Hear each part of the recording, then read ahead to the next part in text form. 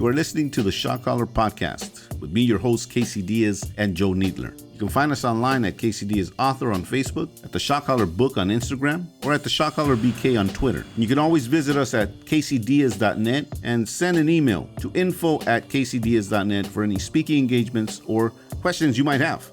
With no further ado, welcome to the show, Rudy. Good to have you here, brother. Thank you for having me. Yeah, man. So we want to hear about,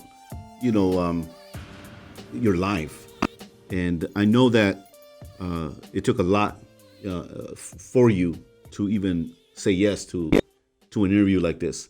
Have you done any other interviews besides this? I've done interviews, but mainly at law schools with a bunch of lawyers in their law class, and it just stayed within the university. So this is my first time, actually. I mean, I've done them in public places as well, but they're at law schools, and they were for different reasons. But I have held on to my story for the simple fact that, like I told you, it was just something that never felt right, and to glorify my own name or anything like that is not the purpose. And it also helps to have brothers like Raz and Joel, and for us to come together, and we do that a lot. We come together and we talk about what we're going through and the issues that we're faced with, and it's just good to have a strong brotherhood like that. And Raz thought it was a good idea, and Joe did, and then I think it's a good idea, to Amen. Participate and share, what I've been through, and to hear what they've gone through, because there's things that I heard that I didn't know about them, and I learned, and I hope that my brother Raz learns today as well. Yeah, and you know what? The same thing when Raz was sharing his childhood here, I didn't know that part of his childhood, and those of you that follow us on this podcast got to hear some real talk. And as I sat and I listened to his side of the story of his childhood, man, I you get knotted up, and it's emotional because it's something that people have this conception of a gang member or a former gang member, and it's just tough all the way through. But then, there was that human side. We were kids at once, and we went through things. And so it was very impactful to hear his story. So we want to hear about your story as far as it goes, your childhood. What did that look like? What did you enjoy? What was, 6-year-old Rudy look like, out there in Northern California? Yeah. Well, so I grew up in Northern California and in the Central Valley there in San Joaquin Valley. Yeah, I grew up in farm country, and I'm a child of field workers. My family worked in the field, my grandfather and my grandmother and all of the people on both sides of my family. Yeah, They came from Mexico. They migrated from Mexico. And they worked in the fields in California. And, I spent a lot of my time at my grandmother's house. My grandmother had 18 children, and it was a big family. We had not one home, but we had a compound of homes that encircled an area, and in between there was lots of trees, avocado trees, pomegranates, olives, just every kind of tree you can think of, animals of every kind, and lots of chickens and dogs and goats and pigs and things of that nature. And I spent a lot of my time outdoors, and so, in the beginning, I always loved to be the first one to wake up at my grandmother's house. My grandmother would wake up maybe 3:30 every day and, make coffee and start to make frijoles, fresh tortillas every day. Every day was a daily thing. And by 4:30, the men would line up and, get their breakfast. And then I would go and I would flush out the chickens from the coop. So my grandmother would tell me to flush the chickens from the coop, and I would open one side and walk through and open the other door, and I take my dog in there. I remember taking my dog, and we would walk through there, and the chickens would be going crazy, and we'd flush them out the other end. And then my grandmother would come by later and start getting the eggs from whatever they laid. She'd grab the eggs, and that's what we we ate. That's where we ate from. That sounds like a good breakfast, man. That sounds like a hearty, good life right there. Country life, pretty much, right? Or farm life. But getting a good meal like that, and what about like your neighbors? Was it heavily populated? Friends, No, childhood friends. yeah, like everybody that lived in the neighborhood knew each other. Their families came from Mexico and they settled there, and they worked in the same, in the farms, in the fields. They were, they picked fruits and vegetables and whatever was in season, and everybody knew everyone. And growing up, I remember before even I was in the gang or anything like that, people didn't ask you where you were from. They would ask you, who your parents were, who's your father, who's your kin, basically. Yeah. What they do, in other country places is like, who's your family? That's what they wanted to know. And they wanted to know what kind of connection you had to, you know, that specific land. To me, that sounds like fun, man. Like you're running around. I didn't get an opportunity to grow up with chickens and and other animals around my neighborhood. That doesn't exist in in Rampart or South Central. I mean, we did have the occasional roosters that somebody brought from I don't know where, and it annoyed everybody around the neighborhood. We weren't just we're city slickers, so we yeah, that's not something I'm familiar with. But now as a grown up, to me that sounds like fun, man. Like that's it sounds like responsibility is instilled in you very young. I mean, growing up, you don't really tend to appreciate it too much because that's just the way Yeah, it is. That's the way you grew up. And that's, I know, like with my mother and my grandmother and them, I know it was a struggle for them to get us to wear shoes because we never wanted to wear shoes. You know what I mean? Because we spent a lot of our time in the dirt, in the fields, and like we didn't want to wear shoes. And like when we went to school, we would have to put shoes on, and it was always a battle. And I would be the first thing that I would do is take my shoes off. And I loved, being without a shirt. And it was just something that, and growing up now, looking back, I appreciate that. I yeah. really do. I used to be ashamed of the fact that, I came from a family of farm workers and people that worked hard for a living was something that I looked down upon because I thought that there's other ways for us to make more money and to do something that was a lot easier, and which is a dream of a lot of grandparents and parents when they come from Mexico or Central America, wherever you're coming from, is they come over here with the dream. They come with a vision, and they want to make the next generation a little better and a little easier, and education and all these things were of value. But when as an American, I was born here, I didn't really necessarily appreciate that. Then I looked back and I started to realize that my grandfather was a tree surgeon. He was a master at growing any crop. He could turn one form of grape into another, or one form of stone fruit into another. And like he was the guy that they called in when they had problems with their crop. And he can diagnose, he could see, what was wrong with the plant. And that's very valuable.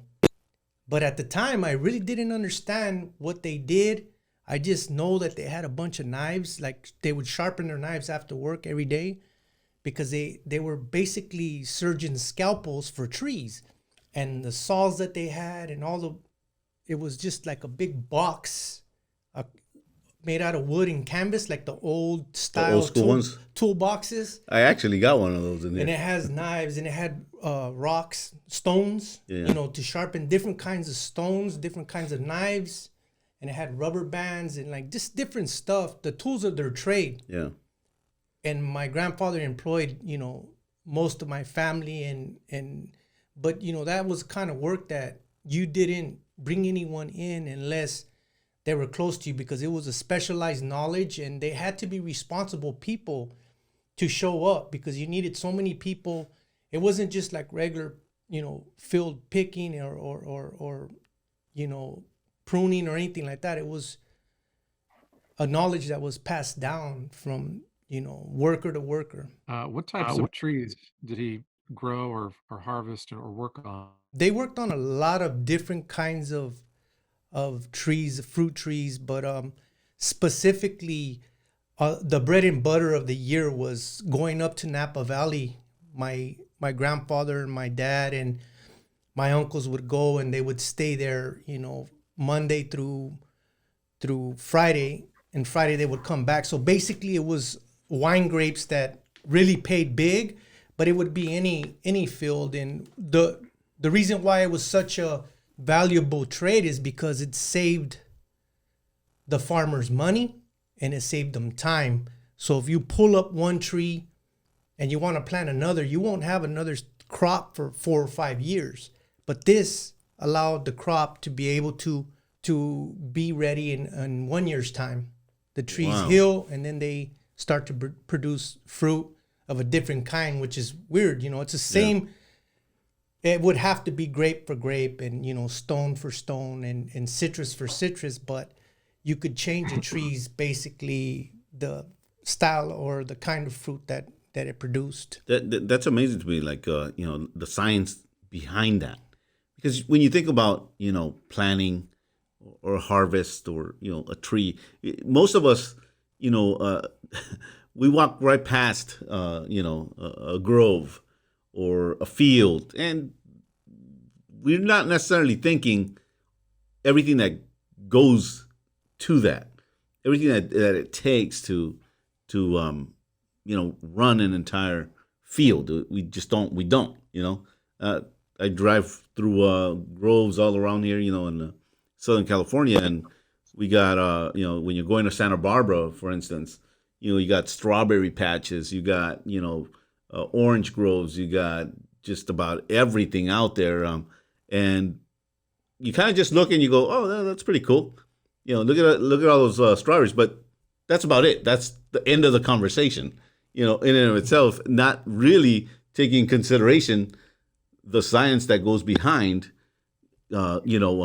plantation and all that stuff, seed and soil, and Yeah. it's so interesting. It just reminds me of so many stories in the Bible that are based around farming, and I'm sure Rudy, you're going to comment on that. But I mean, God Himself He loves a good garden. I mean, He loves the whole Bible is based on. I mean, so many metaphors about trees and good fruit and bad fruit and about pruning and trimming. And I mean, my mind is just going Yeah, firing off, and all the times that Jesus mentioned a tree or yeah, it's parable upon parable. That's when I started to value that. But that was already after I was in prison and I couldn't touch Yeah. a tree or smell a tree or climb a tree. I spent a lot of points of my life where we would just stay in the trees, and that's where we would me and my cousins would have our little gatherings and we'd eat our little fruits or whatever was in in season. We would eat it, but I had to get taken away from that and share that with my brothers in Christ, and they're like, wow, that's amazing. Like, I wish I knew how to do that. But see, during that time I just felt that field work was for suckers. I just really believed that, and I was ashamed that my family worked in the fields. And when I came to Christ, and later on, I understood, just like Joel said, like this is something that Christ mentioned, David mentioned it. They just comparisons to trees and just every kind of tree you can think of. And I grew up right by the Sequoia National Forest, where one of the oldest and biggest man. trees in the world is. Yeah. And we used to go up there and we used to see these trees, and they were around when Christ was walking the earth. That's So amazing. if you can Yeah. imagine these trees and these forests, and now when I look at the smallest bug or the biggest tree, I'm amazed by the detail of God's creation. And I just want to stay there and look at it and take it in silence, in amazement. And now I understand, and I really appreciate that part of my upbringing. And now I work a little bit harder than the people that I work next to, because my family worked in the fields. And it wasn't about hourly wage. It was about how much fruit you can get into this basket or this sack. My family came over from Mexico, and my dad strangely ended up in Alabama. and they picked cotton when they came, you know, and they made their way west and eventually Texas and then, you know, different states until they made it to California. And my other side of my family, my mother's family, when they came from Mexico, they ended up in Delano, which is, you know, the heart of the farm workers movement there. And, you know, they knew Cesar Chavez and they knew all the people that were related and around there. They grew up around them, you know, and you know, it was something that I didn't really understand until later on in my life, and I didn't appreciate it. But during that time, you know, I was a kid, you know, I love baseball, I love football, I love all sports. I was very into sports. I was a very good student. I was very smart when it came to the books, but I was outside of that, I would get in trouble. You know, I was defiant with the teachers. You know, I come from a military family. You know, 3 of my family members, you know, my uncles and my dad were Vietnam veterans. And if you can imagine, my grandmother at the time, you know, her sons are serving this country, and she didn't speak no English.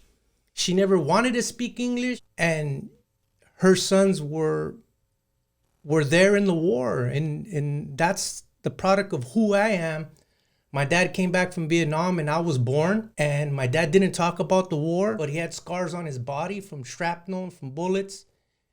And I didn't know, and I never thought I would ask him, and he just said he got cut, and that would be the end of the conversation. But I grew up around Vietnam vets, and it was just funny that a lot of my dad's, you know, his brothers in arms, they lived here in Southern California. They were from different neighborhoods here in LA, you know.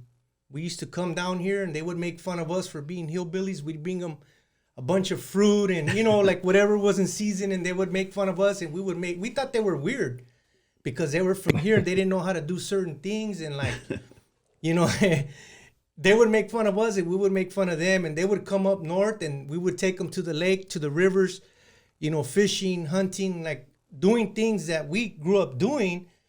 And they were amazed, and it was just funny. But now I understand. I have brothers that, you know, that come from here, and you know, I understand that. Now I understand a lot of what my dad went through because of the shared experience. I think shared suffering is the greatest bond that people can have, and I know that these men suffered in war. And they got drafted, and my dad was, you know, called the wetback growing up, and he hated that. And he was a good soldier, and he was a good patriot. And I grew up in a family that loved America. We loved this nation, and a lot of my cousins have served, and a lot of my family on my dad's side, they have served in the military. And they have gone to, you know, they fought in Fallujah and different places in Iraq and Afghanistan. And, you know, I signed up to join the military, but I just didn't make it because I ended up getting, you know, arrested. But that was basically, you know, we had a pride in this nation. We had a pride in the soil that we worked.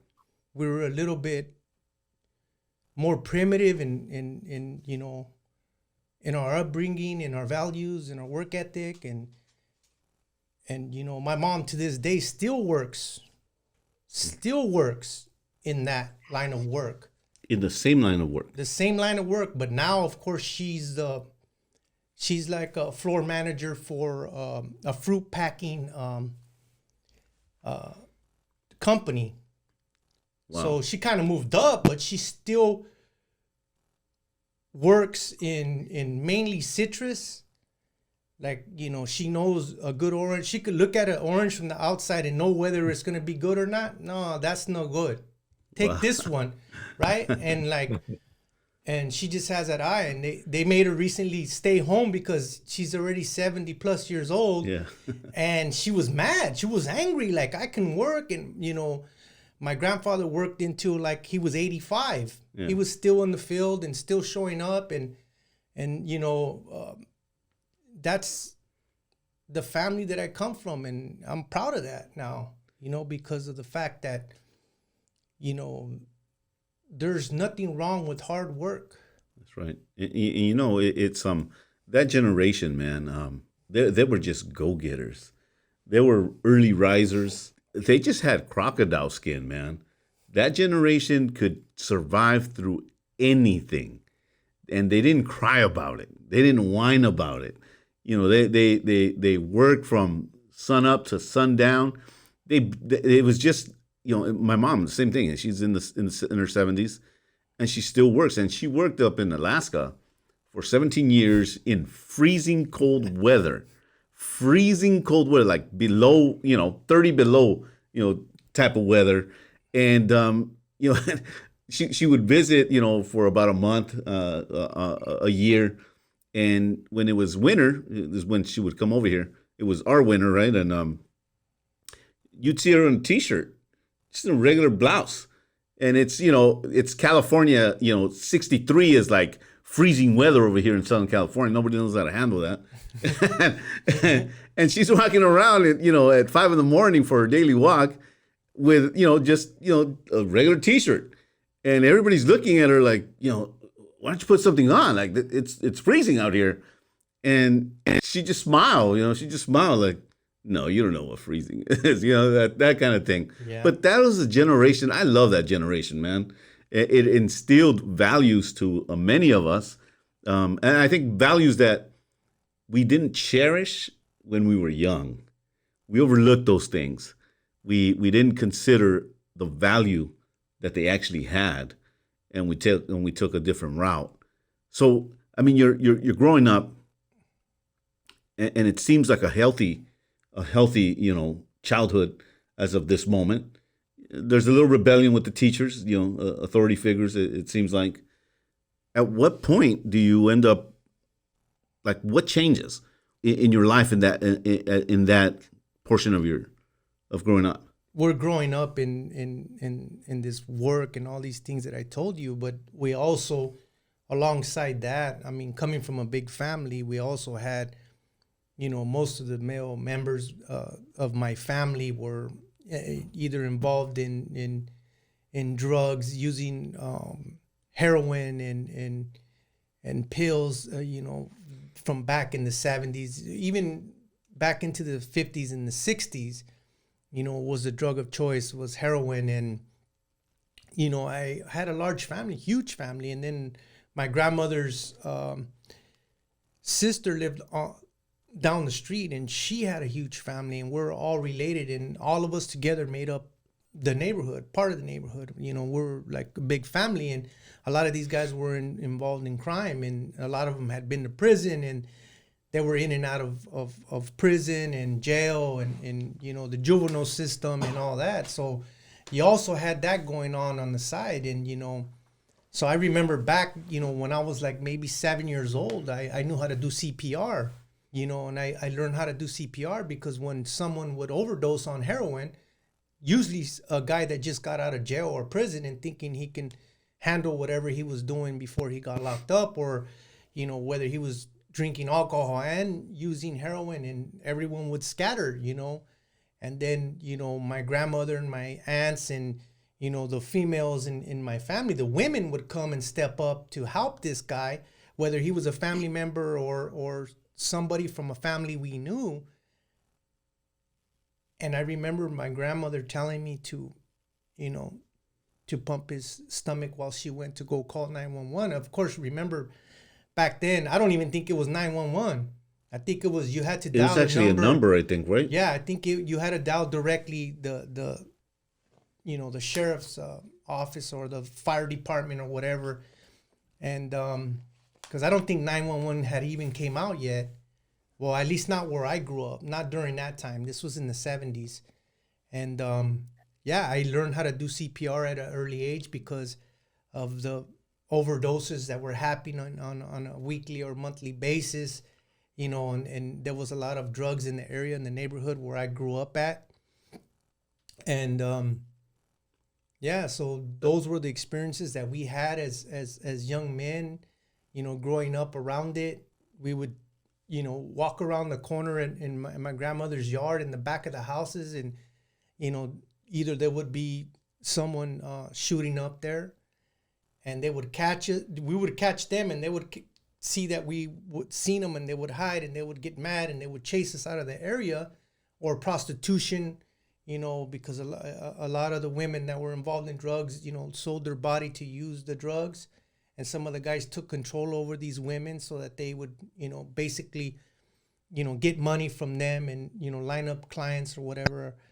But these are the things that I grew up around. And, on a daily basis, it wasn't like a lot of my family members, my uncles and my cousins died from drugs. They, died from complications that drugs bring, liver problems, alcoholism, all that stuff was prevalent in my neighborhood. And, like now they're saying, oh, well, there's an opioid epidemic. And I'm like, that's a little late. I mean, that's been an epidemic where I come from. A couple of other people in Connecticut die, and it's a big deal. It's been happening in California forever, as long as I can remember. Yeah. I loved sports, and I loved school as well. I was involved in a lot of I was a Boy Scout growing up. My father was a den leader. You remember what troop you were in? I can't remember the troop. I was looking for the pictures of it, but I couldn't find them. I think my sister has my pictures of that. And my father was a den leader because he had the outdoor skills. Yeah. And and when my dad came from Vietnam, during this time he was working as a fireman up in the forest, in the Department of Forestry back then. And I used to go with them sometimes to work, and I would spend the day out in the open. And when they were not fighting the fires, they might be cleaning up brush or doing whatever they did. And I always wanted to be a fireman growing up. That's what I wanted to be. I couldn't see a fire truck or any of their equipment without me going over there, touching it and handling it, and they would chase me away from the truck. And, I just was enthralled by that. Like, that was something that I thought, because my dad was a fireman. So, when the he was. city, with the Department of Forestry up in the mountains, to fight forest fires, and Smokey the Bear was a big part of my life. And, like all these things I spent a lot of time in the forest because of that. And, my dad, there was no animal my dad didn't let me handle, or like, go ahead, catch them if you can catch them. And, but they bite, and that was it. That was the extent. Or any body of water, go ahead, get in. You want to get in, get in. Yeah. And that's how I grew up. That sounds like a dad's dad right there. Try it, see what happens. That kind of thing. I'm a little stuck, Joel, on the idea or on the visual of a 7-year-old doing CPR. I'm 40. I'm about to hit 48. I still don't know how to do CPR. So if you have a moment around me, I'm sorry, but you're gone, because I don't know any CPR to this day. And just that visual, man. I mean, have you been training that, Joel, at all? I was, a couple of times. I worked at a restaurant, and we had to be through restaurant work. But that's pretty awesome on the one hand, but pretty sad on the other hand, that you were in a community where that you need to pay attention to people overdosing on heroin, and then you need to know how to help them. That's rough for, I don't know how old you are, maybe 7, 8, 9, 10. But this Huckleberry Finn lifestyle, though, sounds pretty interesting to me out in the Central Valley. I mean, you're right. That's a beautiful spot near the Sequoia National Forest. And but then you got the valley right there. So was your father kind of bivocational? Like, did he do, the tree work part of the year, and then when they needed him for firefighting, he did both. He could work on the weekends with my grandfather. And my grandfather was my mother's father, but they took him in as a son because my dad was thrown out of his house when he was like 13, because my grandfather from his side, his father, was abusive. He was an alcoholic, and beat my grandmother and ran my dad out of the house. So my dad worked all his life and was on his own since he was a kid. And then they drafted him into the Marines. He comes back, he's fighting fires, and he's also the weed man. So he's selling weed. He's the biggest connection in the area, because some of his brothers from Vietnam were moving large amounts of marijuana at the time, and he would get it on a monthly basis, and he would just, that's what he did. He sold weed and sometimes a little bit of coke in the late 70s. And cocaine was not popular during the 70s. It wasn't even heard of. I guess you had to be at a certain economic level in order to know that this drug existed. And my dad had it, and he would do not so much, but I remember that being a thing, and people coming over and smoking weed with them, and buying a pound here, or a couple ounces or whatever, and they used to sell pot to other people. And so I grew up with that as well. And I remember one time when I was 5 years old, I was in kindergarten, and I went to school with what you call a lid of weed. I put it in my shirt pocket, like my dad used to put his weed in his shirt pocket, and I closed it. And I went to school at kindergarten with a bag of weed in my front pocket, and luckily it stood there all day. And I came home, and my mom grabbed my shirt. What is this? Because she seen a bulge there, and it was a bag of weed. And she went off. She was angry. I remember my dad coming home from work, and there was a big fight. But I just remember that clearly, because and she said, well, what do you got this for? What's going on? I said, I just wanted to be like my dad, because I seen him, that's where he would tuck it away, and then, we'd go. And back then, you had either like a Pendleton or like an overshirt, a short sleeve, but like with buttons. And, so that's what I wore to school as well, my little shirts. And I remember that. But, it was not just Huckleberry Finn. There was also, drug dealing going on. And back then, marijuana was a big deal. Yeah. Like now, it's not such a big deal. But, that, my dad left, when I was about 9 years old. And I can understand now what he was going through, because I'm going through similar stuff. Like, it's hard for me to connect with people or to feel a certain way about certain people. And I think he was just struggling, and, he went out and he was a womanizer, and my mom was home, and she worked hard too. And he left, and I didn't understand why. And this was about 9 years old. And by the time I turned 11, I was, I was hanging out in the neighborhood, and, I never got jumped into a gang, because my gang was my family already, and it was just about you proving yourself and doing something, and eventually committing a crime and not saying anything, I think was like one of the initiation. First major tests. And, but during that time, breakdancing was a big deal. So I focused a lot of my time and my energy into breakdancing. I was a b-boy. I used to break. I didn't pop. I didn't do none of that. No, I didn't do that. See, I didn't do none of that. Cut it out, Joe. I used to be on the floor, and there you go. The kickworm. So all that stuff, and it took up a lot of my time. But I also got kicked out of school at that time. I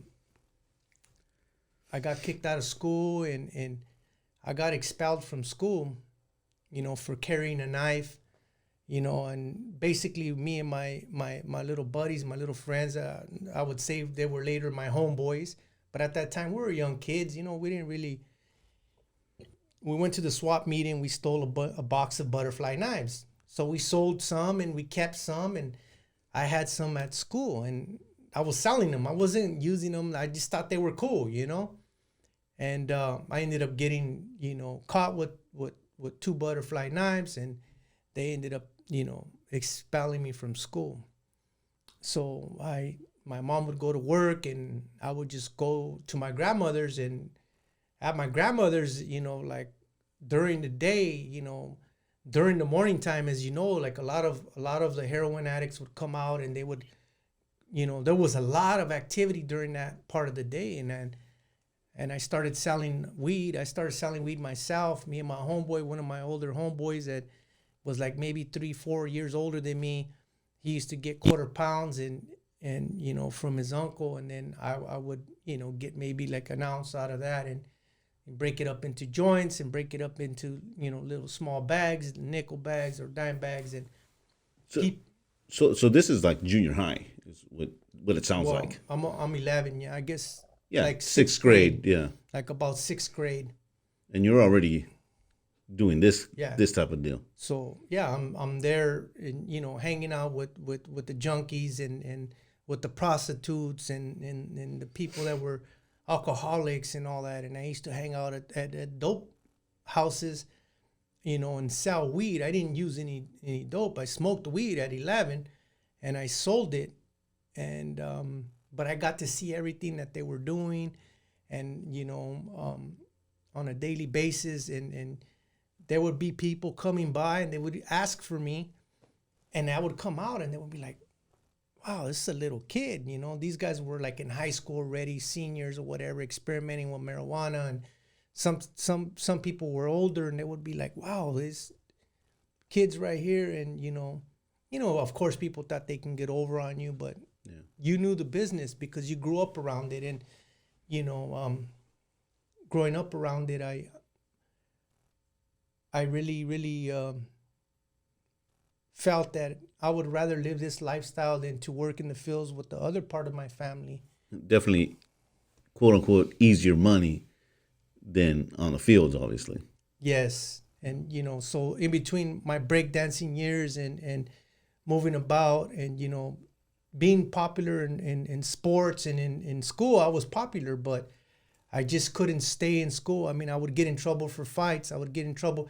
But this was a time when my dad had left the family, and I didn't understand then that I was going through, you know, anger issues over it. I didn't understand what was going on. My mom had to work all the time now because my dad wasn't there.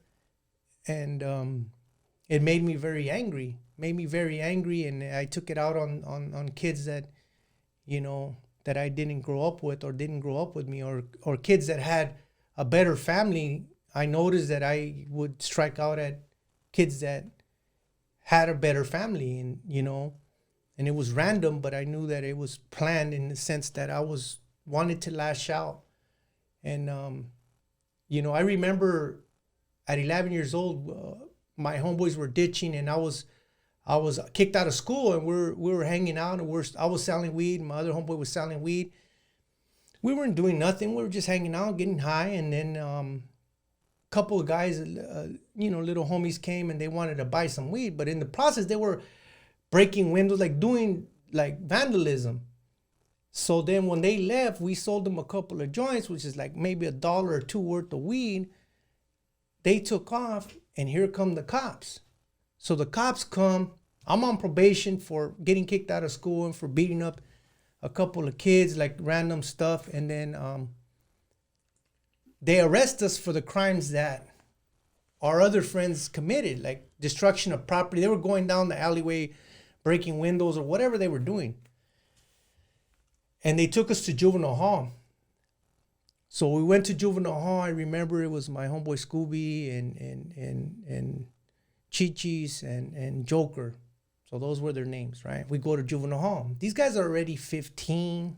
So they're older. Yeah, they're like 15, 14, 15. They've been in the game. Yeah. And they told us, all right, all you guys strip out, like take your clothes out. We're going to give you guys clothes and all that. And you have to take a shower and all this. I remember stripping down. I didn't even have pubic hairs yet. And I'm in juvenile hall, and this guy makes comment. One of the trustees, the guys that's working out there, he's in juvenile hall as well, but he's been there and he's working, you know, cleaning up whatever they do. And he made comment, he made fun of me. And I got embarrassed. But my homeboy, my older homeboy, you know, went and socked him up right there on the spot. You know, and it kind of made me feel more at ease. But that's just, you know, I hadn't even developed yet, and now I'm a kid. I'm already in juvenile hall, and I'm getting naked in front of a bunch of people. And I always remember that. I always remember that. Like the first time I actually went to juvenile hall, and I didn't just get booked. I was going to get housed. You know, it was a big deal, Yeah. and you know you're nervous, and then someone's making fun of you, and you know it's just. But it lends to how young I was and being involved in that in all that. You know, it's I don't think any of us will ever forget our first day in juvenile hall. It's like embedded in you because this is like for me, my experience was you hear all the cops when when you start getting pulled over or whatever, arrested, and they let go from the station type of deal, and the cops will tell you, and even the public at large, right? When you get in there, you know what happens to you to guys when you're that young. You know what's gonna happen to you, right? And you go to a juvenile hall on your first day, right? And that's in the back of your head. And for me, I was like, nah, it ain't gonna swing like that. And I remember, and Raz is here on the side, but I remember R&R in East Lake Juvenile Hall. You went in there, and the changing room is right, like you make a right, and it's right there. I could remember this room very vividly. But you get your little jumpsuit on, right? I think it was grays that they gave you in the beginning, and they sat. There was 3 rows of really thick wood that they were painted yellow. I remember that, and it was like cemented and bolted to the floor. And I remember this one young cat was sitting in front of me, and he hits me up, but he didn't hit me up like in a threatening way. He just kind of hey, where you from, kind of thing, right? Well, for us, it means where you from, Right. and I took it the wrong deal because I'm 11 years old as well, and I'm thinking, nah, it ain't going down, right? Like that thought is in my head, and I started swinging on homeboy. Like I don't even know who this dude is, and we ended up throwing down right there. To this day, it'd be funny to ever if I ever ran into homeboy and I don't remember what gang he was from or anything. I just remember swinging at him because again, that's your first day experience, and you've been told this is what happens, or you have an embarrassment moment. But we all remember that first day in juvie because that was like you get out, right? You get out, and all your little homeboys are like, dang, he just got out of juvie. So I remember too as well as that like the next day everybody's mom came to pick him up except for my homeboy Chichis. He had to stay there. His mom refused to pick him up. She said, keep him, leave him there, right? And I remember because he was my bunkie, he was my roommate, and I had to leave. And I said, hey, are you going home? When you want to ride? Or like, they're like, no, his mom has to come pick him up. So she left him there about a week. But I just, during that time, like, I experienced that, and then there were a couple of times where I was accused of stuff that I didn't do, and I was convicted of things I didn't do. It just led to more trouble. I ended up getting kicked out of school, and then they shipped me down to over here. I come to Los Angeles. I'm living with my dad. I remember getting off the bus on 6th Street there. Back on the Greyhound was on 6th Street. And I got off there, and my dad tells me, stay inside, don't come out. Of course, I didn't listen. I wanted to go see what, because you had to have a ticket to be up top in the where the bus is, where you can come in. And my dad was gonna go and get me, but I came down, and right when I came down off the, outside of the bus station, I remember seeing a bunch of activity, and I really liked it because it was like a lot of drug dealing, and you had prostitution right there, and I was just like, it was like watching a movie. Yeah, it was just a trip. And then my dad shows up, and I end up going to school down there, and everything was good, until they found out that I was from up north. That's a culture shock. That's a gang shock because, like, that you're from the opposite side of the world to us, and what are you doing here? How'd they find out? Well, they found out because there was a girl that liked me, and she happened to be a very beautiful young lady. We're 7th grade or whatever, and she was in 8th grade, and she really liked me, and she happened to be a gang member's sister, one of the lead gang members there from I think it was Eastside Torrance because I was living in Carson. So that was the neighborhood that was there, and that was his sister. And you know, I had a couple of friends that were from Tortilla Flats that they knew where I was from. They weren't tripping. One of them had a brother that lived in Delano, and like, oh yeah, I have cousins that live up there, and like he wasn't really. They were from Mexico. They had barely came, you know, maybe 10 years prior to that. So like he wasn't really. He had more issues with the neighborhoods that were there at the school than with me. So those were my little friends. I had a little circle of friends. Most of them were you know, fresh from Mexico. They moved over here and they weren't really tripping on that. And those were my buddies. And then they found out, and, you know, I ended up getting my dad's gun and going to school. And I pulled out the gun. I pointed it. I didn't fire it.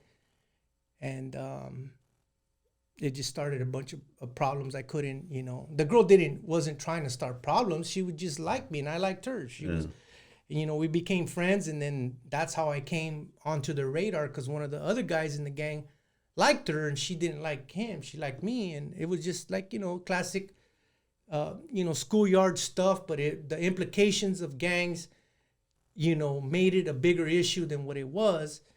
And I was scared. I was afraid. And I was afraid to tell my dad, because my dad didn't believe in, you know, being afraid. He was never a warlike person, never sought problems, but he was one to defend himself and his friends. He was that man, you know. So how long were you here in Southern California? I was probably here like maybe 6 months.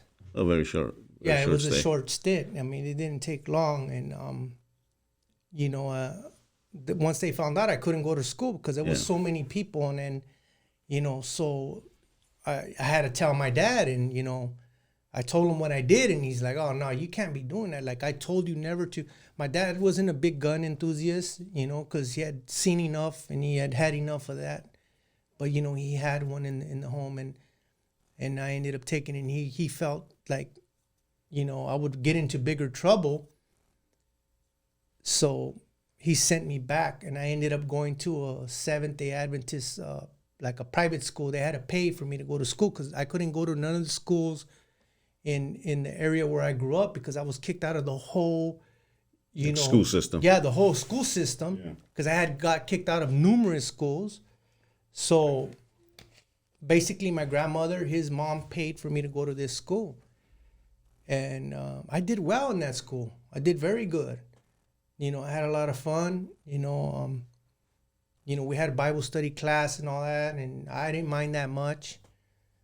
You know, and I did pretty good. And then summer came, and that's when, you know, cocaine hit big in the United States, and it was crazy here in LA with coke, and up north too. It was just, you know, there was some cities and towns that we would go to, and there would just 5, 6, 7 guys would run up to your car, and, you know, they wouldn't even measure it anymore. That's how big it was. It would just pull a piece of paper and just pour it in there, and, you know, ask for $20 or $40 or whatever. And it was big issues of cocaine. And then, so that's when I was actually like really in the neighborhood now. And I started selling cocaine. So we're now like in 84, 85, somewhere around there. So this is early 86 now. 86. Okay. So this is early 86. And, you know, I'm selling coke now. My homeboy's selling coke. And I actually used to live in a drug house. It was a nice place, a nice home, but my homeboy's mom sold heroin. And then when coke kicked, she started selling cocaine. I used to be the doorman of this house, and I would have the key around my wrist, and I would open it from the outside and let only certain people in that she said I could let in. And I would see people coming in and out, you know, to buy large quantities of heroin and cocaine. And that's where I lived, you know, for the most part. And we smoked weed. He was my best friend. He was a little older than me, but he was my best friend, you know, growing up. And now he says, hey, man, I got this, you know, when I came back from LA, he's like, hey, I got this stuff right here, man. I want you to check it out. And I was like, all right, let's go. We'll go to the room. And he had some coke. And we snorted some coke, and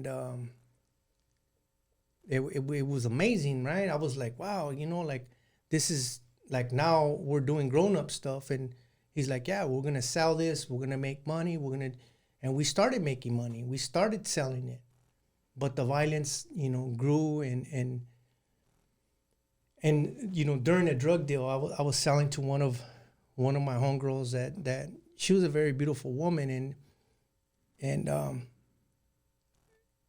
I remember, a quarter gram was $25, like not 22, not 23, 25, and she ended up giving me like $18 and said she was gonna give me the other stuff, and I gave it to her, and she didn't pay me, and I went and confronted her, and then some guy tried to, hey man, leave her alone. It was nothing about me trying to pursue her. It was me trying to get my money, and he started getting loud, so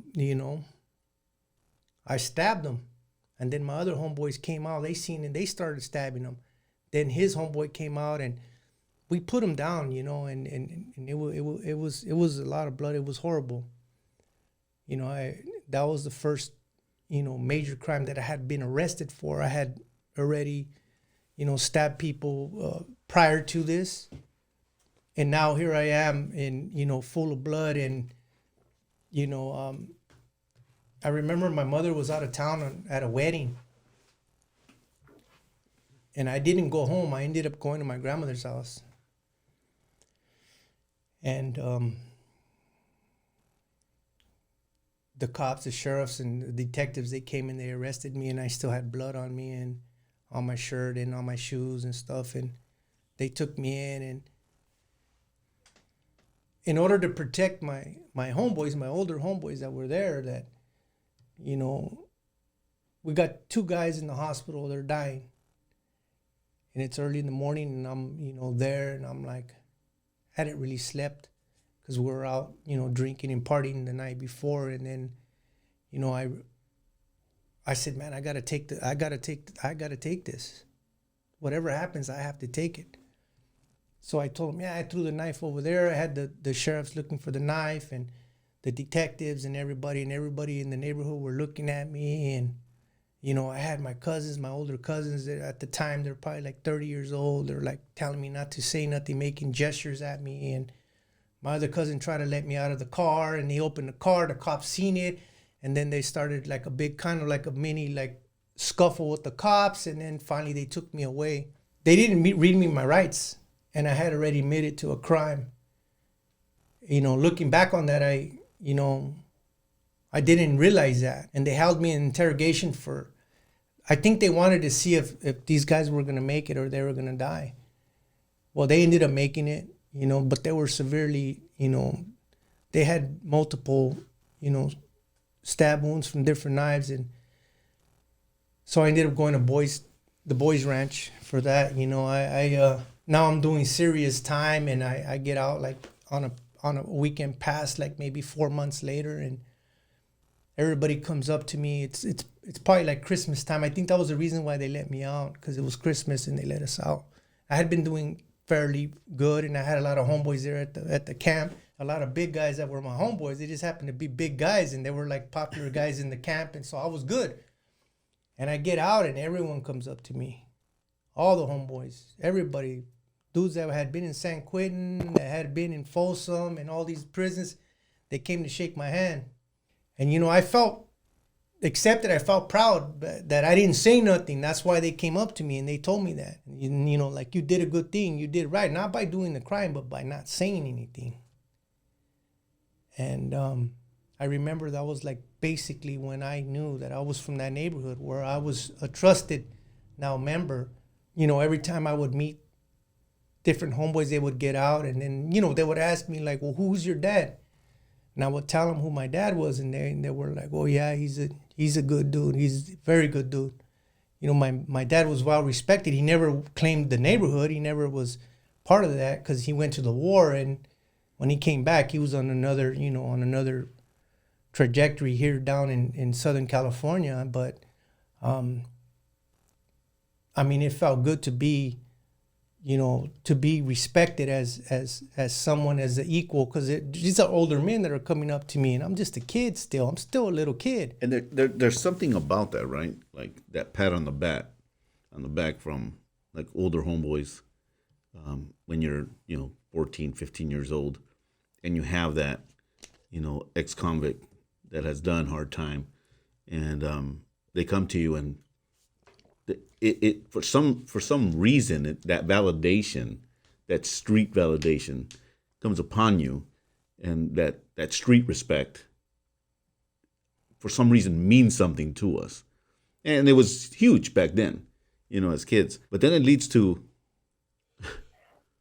worse things. It always does. From getting stories from other homeboys and stuff like that, and you hear, and it's almost like everyone went through that, where they went under the wing of someone, and it was also an older dude, a handshake, a gesture, a pat on the back, you did good. Those words carried a lot of weight for a young gang member, and you were received as, you're part of the family now, like you're part of the group, the team, whatever it was, right? You were part of the crowd, the inner circle. What happened after that? I mean, that meant a lot, obviously. I remember,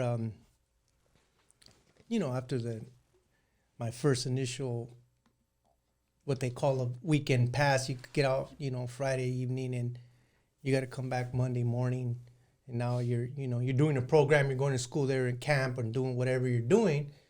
Most of it's just horse playing and sports play and all that, and fighting and, doing all that stuff. So I ended up running away from this camp. I escaped eventually.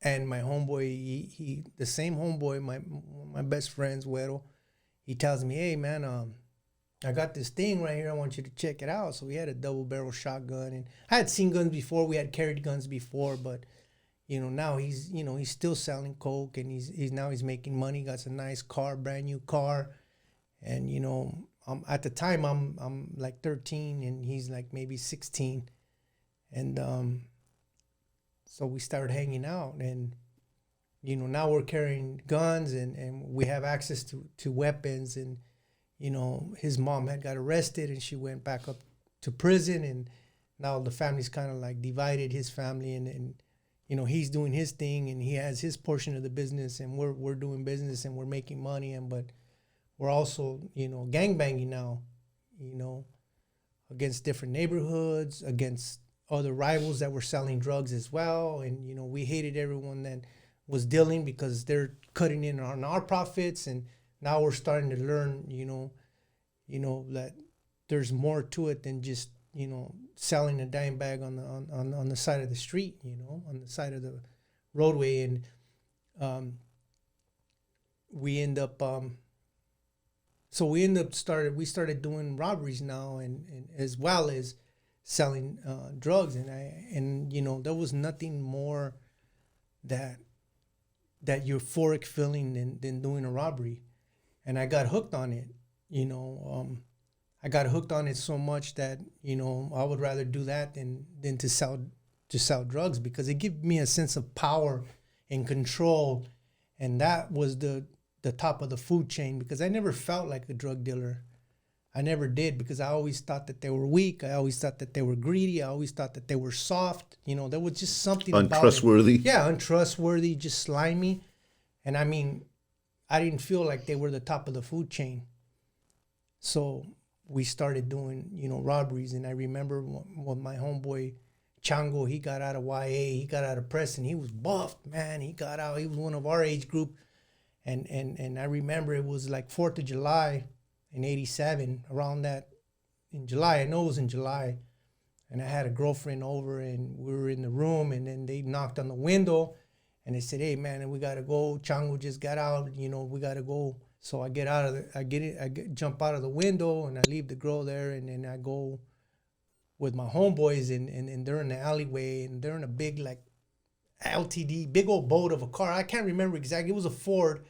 It was huge. It was like a lime green color, metallic lime green. And here he is, and he ain't got no shirt on. He's big, and then the other guy don't got no shirt on, and like Everybody else is all Yeah. sucked up. everyone else is a little kid still, and he's like, and we all shake hands and do all that. And then I said, well, where are we going? They said, we're gonna go hit the United, right? So I didn't know what that meant at first. So we go into the driveway of a supermarket. So we had been doing smash and grab jobs. We got into that. So now we're gonna go and do a big smash and grab, because in the back of this grocery store they had a sporting goods shop with a bunch of handguns, shotguns, rifles, whatever you can, just guns. So we're sitting there in the back seat. There's 4 of us in the back and 2 in the front, and we're in the back plotting on how we're gonna do it. We got sledgehammers, we got bolt cutters, we got bars to put the guns onto through the trigger. We're gonna put the guns on the rack of the.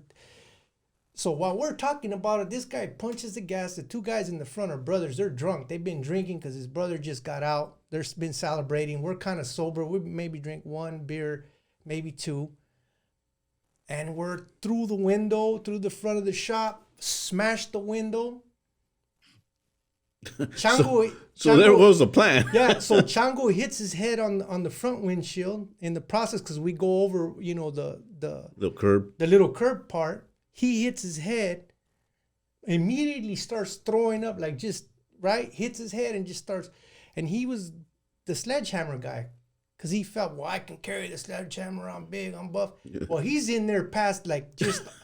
We had to jump out the car and run. But what you don't realize when there's that much glass is when glass on top of glass, you're gonna slide. So my homeboy slipped, he fell, he cut himself, but we kept going. We ran to the back of the store. We did what we're teenagers. Yeah. Run to the back of the store. We start getting all of them. Boom, boom, boom, boom, boom. And we come out. And Chango's still throwing up, still right there dizzy. We get in this car and we take off. We got a bunch of handguns, 38s, 357s, 380s, 22s, like just so many guns. And now we start carrying weapons everywhere we go. We got guns, we got power. We start selling the guns to the drug dealers, mainly the Mexican drug dealers, the guys that have real money and that are serious, and they're not really a threat to us because we're getting the dope from them. And now we're running around with 2 pistols in our pants, and in a big carload of guys, and now we're shooting up places and people and all that. And it started to get more serious, and the robberies were just started getting out of control. And I ended up getting arrested for a kidnap and carjacking. But back then it wasn't called carjacking. No. There was no such thing. Just regular GTA. Yeah, so it was GTA with the robbery, kidnap. And I had so many years of crimes, so many crimes. Every day was just a crime. Yeah. I was a walking crime spree. You mentioned something about the robbery becomes a habitual thing. You do get a high off of that. And the next thing you know, you're out there doing 3, 4, 5 armed robberies per night and into the day sometimes. I mean, it just gets, I'm pretty sure that you have probably the same experience as well. There's something about that. I don't know why. And then, you look at police departments, and they always have robbery, homicide in that same department, because it always ends up in that department every single time. But go ahead. It ends up bad usually, Yeah. And you start taking risks. The bigger the risk, the bigger the high. And I ended up getting arrested, thank God, and I went to the youth authority, and I ended up in California Youth Authority, and that was my first experience with actually up close gang banging against sureños, and I was a norteño, I was from up north, And we went to school, and we met people from different parts of the state. And like now it's a little bit bigger, it's a little more organized, things are a little bit different. And I remember standing on the yard, me and one of my closest friends growing up. His name was Perro, and he was like, "Hey man, we can't wait till we can get to the joint so that we can, we could join the familia." That was our goal at 14, 15, and that's what we wanted to do. So we stayed there until we were 18, and then I ended up getting out, and I put in to join the service. I wanted to join the Marine Corps. I wanted to do good, but I ended up, having a family problem where I just started, it was an excuse for me to go back, to robberies and into dealing dope and doing all that. And, I ended up going to prison at 18. So I'm in prison, and, when I get to the county jail, I start getting involved with the Northern Structure, because they're there and they're the ones that run the daily program for the inmates there, for the Northerners. And I start getting involved. I start learning, and I'm like really, really enthralled with this lifestyle, and like how to make weapons, and how to strategize, and how to bring in drugs, and like just all the things how to make bombs. I learned how to make a bomb, and like all these things I learned, how to make a crossbow, how to make a spear. All these things were of great interest to me, and working out in organized fashion with the other, members and associates. But back then associates were called sympathizers. Like, you were sympathetic toward their cause, and you were not a member, but you were a sympathizer. And I started to learn the history of California gangs, and you learn how to do codes, and you learn a lot of different things. You learn how to write well. You got to go to school, you got to do all these things. And I ended up going to prison, and they sent me to Mule Creek, my first prison, level 3, pretty soft. But back then, all those guys I didn't know at the time were dropouts. So I ended up getting into it with one of the guys that formed the Bulldog Gang, right? Not because where he was from, but because, I had lent him something. And when I asked him to return it, he said that I was burnt. So I told him, nah, I'm not going to be burnt. You're going to be burnt. He said, you shut your mouth or I'm going to roll you off this yard. I said, you know what? You shut your mouth, I'm going to roll you off this yard. He was a big, buff man. He was maybe 38, 40 years old, right? Big, huge. Back then they had weights. And I'm not no skinny, punk at this time. I'm 18 years old. Yeah. So then one dropout got me to stab the other dropout because the other guy seen it. We went in the cell. We got in a fight. I attacked him as soon as he came in. I wasn't going to give him a chance. He was really big, So luckily I gave him a shot in the nose and he couldn't see. And I came out. They thought I was going to come out and mangled up. I came out. I walked out. He came out bleeding. And there was too much tension over that. And guy said, hey, I could get you a weapon. You could take care of this. So that's what I did. Because I felt that it was too much of a threat, and then I ended up going to the SHU. And while I was in ADSIG, we were talking about it, and everyone was saying that, this was not the place to be. Well, we ended up going to Corcoran SHU. This was 91. So I'm in Corcoran SHU in 91. And when I get there, I remember they tell me, hey, you know what time it is, huh? I really didn't know what they were talking about, but I know what time it is. You're going to pretend like you know what time it is. You always got to pretend like you know what's up, right? And so I'm basically in the big leagues now. I'm in Corcoran SHU, and we're going out to the yard. Every 10 days is a gladiator fight. Every 10 days we're fighting against the Sureños, the white supremacist gangs and all these people. And, you know, there were a couple of times where there was like 8 or 9 guys on the yard against me and my Sally, and they would attack, and we would attack, and it would just, like, you get addicted to that as well. So my addiction to robberies went to an addiction of violence and of, like, risking my life, basically. Because the guy that was above us, the gunner, he was shooting real bullets, and they were, you know, they would give you a warning shot, which was also a bullet, you know. I think it was a 37 millimeter gas launcher is what they call it on the write-up. So, you know, I acquired enough write-ups to get me a ticket up to Pelican Bay. So from Corcoran Shoe, they shipped me up to Pelican Bay.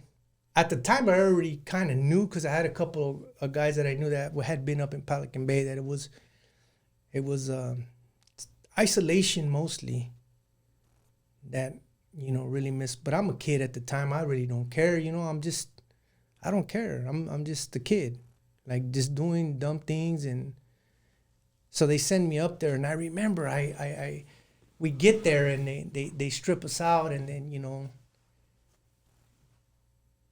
and again, they don't give me any of my property back. I'm like, hey, usually when they strip you out, they give you your T-shirt, your boxers, all your stuff. They didn't give us nothing. They said, go to your cell. I remember the cell was 222. They racked 222, and both me and my Sally, we walk up there naked. You know, when you're in prison and you're naked, you got to choose, what are you going to block? Are you going to block the front or the back? I chose to block the back. Put my hands behind my back, and everyone's looking at you, and you're walking up there naked. And I remember the stairs were really, really spiky. They had like teeth coming out of the stairway. And man, it hurt my feet, but I tried to walk real cool and look real tough, right? And, like, I didn't want to show them, like, that hurt my feet. And I'm naked. So then we get in the cell, they close the cell door, and then the guy next to us is like, hey, 222. It's like, yeah, what's up? You know, like, what's going on? What you need? Like, where you from? And then my Sally started answering him. I told him, hey, man, don't answer that, dude. I told him, we're naked in here, so we're not going to be answering. Let us get our ropa, let us get situated, and we'll holler at you, you know? I was mad because they left us naked right there. You know, it was just another way of stripping you down and humiliating you. It's a mind game. Yeah, it's a mind game. And you know, after that, you know, I end up going out. You know, now I'm a member of the structure. Already at this time, I'm a member of the northern structure, which is called Nuestra Raza. That's how what the structure's called. And I'm considered a brother, you know, a bro. And I ended up going out to the main line there in Pelican Bay. Pelican Bay was like a revolving door. If you're not validated yet, you're going to get validated. I went out to B facility, and, you know, one of the guys there that was from up north had stabbed one of the MM members in New Folsom, and he was wanted by the MM, by the Sureños that were there, and we were going to go out, and it was going to happen. And it's the same in Pelican Bay. The concrete yard's the same as Corcoran Shoes concrete yard, same exact thing. We went out there, and they're like, all right, get ready for Mexican yard. That's what they called it. So the guys from down south and the guys from up north would go to yard together, and then on the opposite day, they would run black and white yard with others. Others would be in any other race aside from blacks and whites. So, you know, that was going to happen every time the yard, you know, and these are guys that barely came from Corcoran Shoe or got out of Pelican Bay Shoe that had bad blood for years. And they put us on the same yard together to program, and, you know, it never worked. It never worked. And we ended up going back to the shoe, you know, for another stabbing. And while I was there in Ad Seg waiting to get fully processed and get my shoe term, we started getting into it with the guys on the tier, and then, like, it was just chaos. The cops there were very corrupt, and it just, I don't know where all these big cops, they were in Pelican Bay, they were like 6'4". All of the cops were huge, and they would pull us out of the cell and have full riot gear, and, you know, wait for the first guy to say something and just make an example out of them and just start beating them with with the batons. And, you know, after a while, I grew accustomed to that, to where I wouldn't shut up. I would keep talking. And, you know, I remember a cop grabbing me by my face and you know, trying to force me to shut up, and I wouldn't shut up. And I wasn't afraid, and I was ready to die. And I had seen people killed already on the yard, shot to death or stabbed to death. So at this point, like, it didn't really matter. And then I ended up getting out of the SHU and going back to the main line again. And I ended up on a facility. You know, things were a little bit better there. There was a lot of drugs coming in. There was a lot of organization. It was really, it was a big yard. It was a lot of people, and I'm there, and things were going good.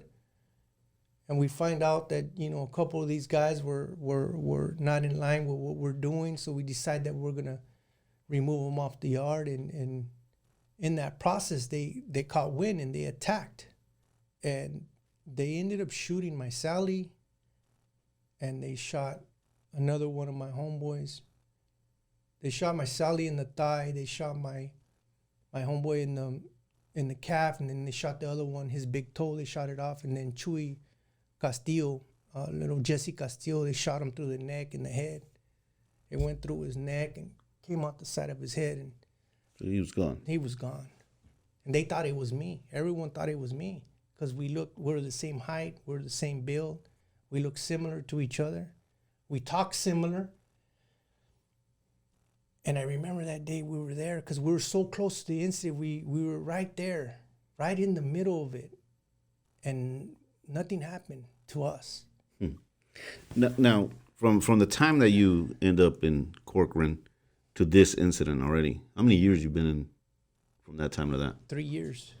In just 3 years, this is already happening. In 3 years. Very short time. I remember that, like, clearly. There was so many bullets that were flying that the whole yard was full of gunpowder. You could smell the gunpowder. You could see the smoke rising. Every building gun was shooting. The main gunner was shooting. Everybody was shooting.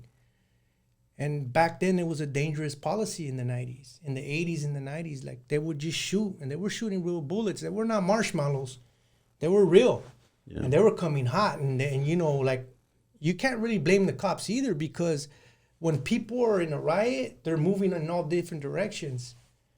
And, you know, people are pulling out weapons, and this is a level 4 maximum security facility, and it's a 180 design, and, like, it's pretty violent place. So they end up sending me, you know, into the SHU for an investigation and all this. And a lot of the guys are telling me, like, what happened, like, the bigger, you know, the older homies that are there, like, asking me to, you know, file a full report, and, like, you know, what happened and why this wasn't done or that wasn't done. And, you know, somebody had died, and you know, multiple guys got shot that day. And, you know, we were doing what we believed to be right, you know. But whatever the case may be, you know, years later, the lawyers and the investigators came to talk to me, the people that were filing a lawsuit on behalf of Chuy's family. And, you know, I told them they knew a lot of stuff that I was amazed that they knew. And I told them the truth. I told them what happened, and I give them the names of everyone and all that, you know, because I felt that that was my only way of helping to give justice to his family, and, you know, what, you know, some type of answers. But this is like 93. Yeah. And in 93, human rights organizations from the streets, there was none of that happening yet. It was still rock and roll all the way through, and all the 4 level yards. I mean, it was still rocking and rolling everywhere. You know, they weren't putting their hands to try to, you know, make some noise with local media or anything like that. So you're in there, and you gotta play the game. Period. You go places, and the cops tell you straight up, like, you mess with us, we will kill you. Not we will write you up, or we will beat you up or anything. They tell you, they whisper in your ear, and you know it's serious. But I remember this. I remember this dude when I was in ADSEC during that time, waiting to go to the shoe. We called him Tough Acting Tenactin. Tough acting tonight. Because this dude hated everybody. He hated And back then, there was no Sally. You didn't sign a paper for a Sally. Like, a guy would show up at the door and that was your Sally. So this dude was Mexican, biker, right? He hated white people. He hated cops. He hated blacks. He hated North. He hated everybody. Yeah. So this dude would come out and he'd be mad dogging us, Tough Acting Tenactin, right? So they give that guy a Sally every day because he threw a tray at the cop. I remember threw it out the tray slot. And the cop said, all right, I got something for you.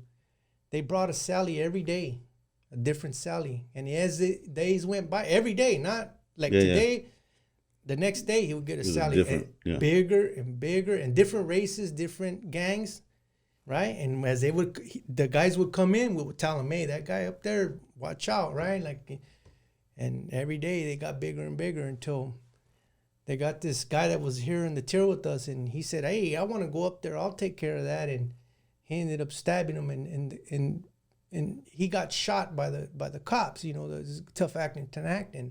He broke down and begged, and everyone laughed at him, right? Yeah.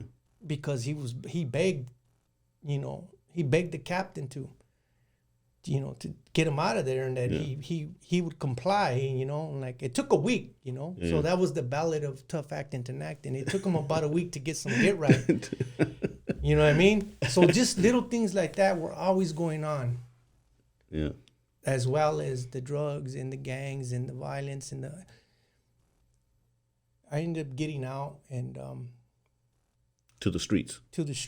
So I get out to the streets, and now but before I had gotten out, I end up following through with what my life goal was, and that was to become a member. And I became a member very young because at the time, unbeknownst to me, one of the generals was from my neighborhood. I didn't know. He knew my dad. He knew my family. I didn't know who he was. He'd been locked up since the 70s. This is, the early 90s. So I was probably a little kid. I didn't know who he was, and but not because of him, but because of other people that really thought that, they liked me. I was a good guy. I was smart. I would catch on. I was just, I was a problem solver. Yeah, I was a problem solver. I was a leader, not just someone that sat around and like, okay, but I mean, I followed orders, but like, I was a benefit to the gang, basically. Is how they see it and how you see it as a recruiter. You see that. So, I become a member of the Nuestra Familia, and at, one of the youngest ages. And when I'm released from prison, I'm released and, at the level of a commander, and I'm just a kid. I'm in my 20s, and that's a pretty high level, but it's a lot of responsibility. Yeah. So I remember my homeboys from my area, not my neighborhood, from my area. They came in. There was so many of them in there. They were all in a minivan. They had a minivan, and they came and got me. And it's kind of like the movies where like everyone comes and they're giving you money, and they're giving you drugs, and they're giving you stuff like here, this. Nah, man, like, no, this is just for me to use, so you can get on your feet. That's what everyone says. I'm going to help you get on your feet. And then they say, oh, by the way, I have this issue. Right? So everybody has problems. Yeah. Everyone has issues, and they feel that you can solve them. And that's pretty much the first day that I got out. I'm already with gang members. I'm already, pistols and dope and like problems and business as usual. Yeah, and it's just neighborhoods, not just one neighborhood, but there's, everyone needs, something for some reason, and they're selling drugs, and they got gambling going on. They got just different types of crimes that hustles is what we call them. These guys are doing robberies. These guys are out of control. We need to get them in check. This is going on, and so that's basically now I'm immersed in this lifestyle of organized crime, you know, and I don't see anything wrong with what I'm doing, and I believe that, you know, this is the right thing to go do, and you know, I have the ability to recruit members, you know, as structure members, as strong associates. To stop someone from getting harmed, I could do that too. I could have people harmed.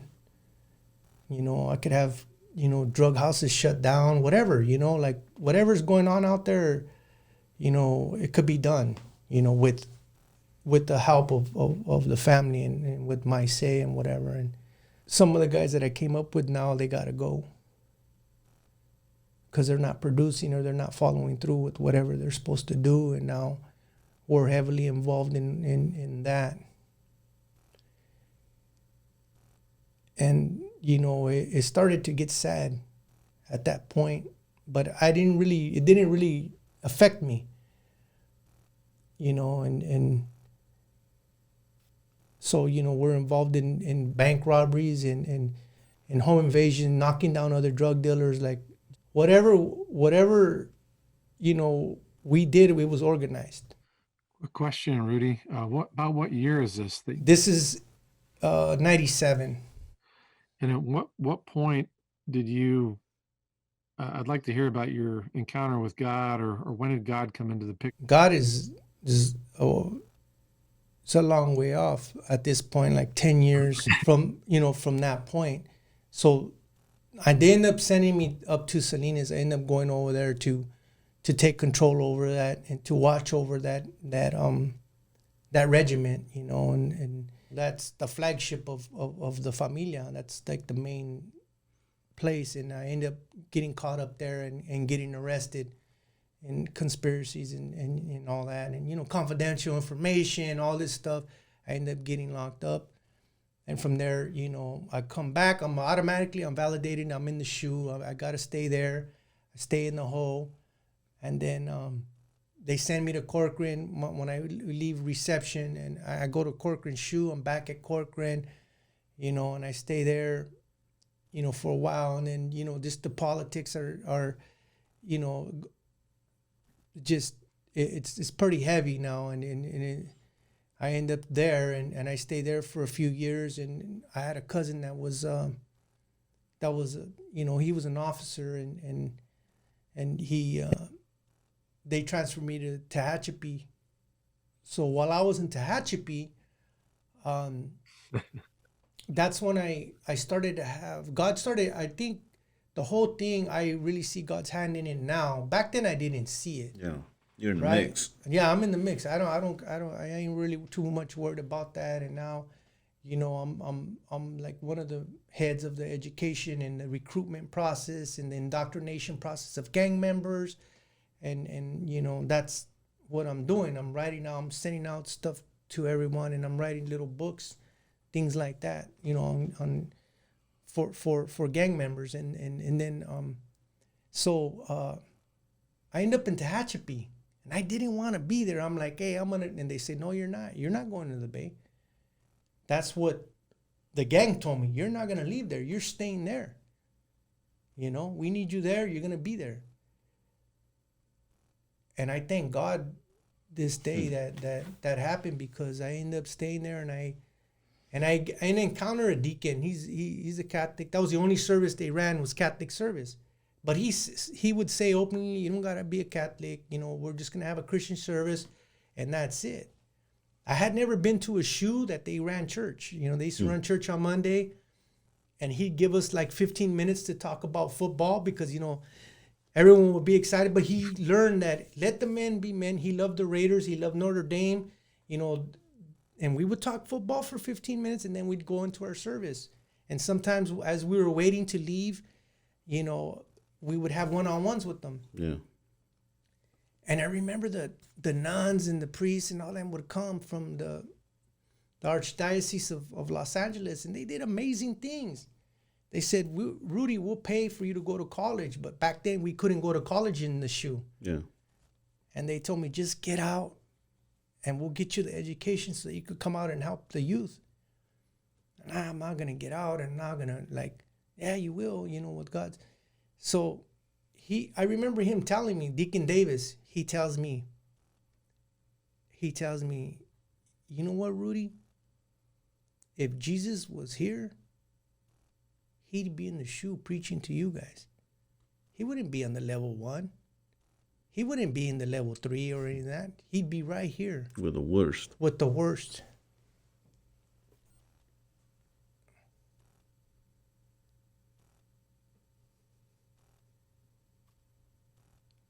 And he told me that if Jesus was here, he would be from where I was from.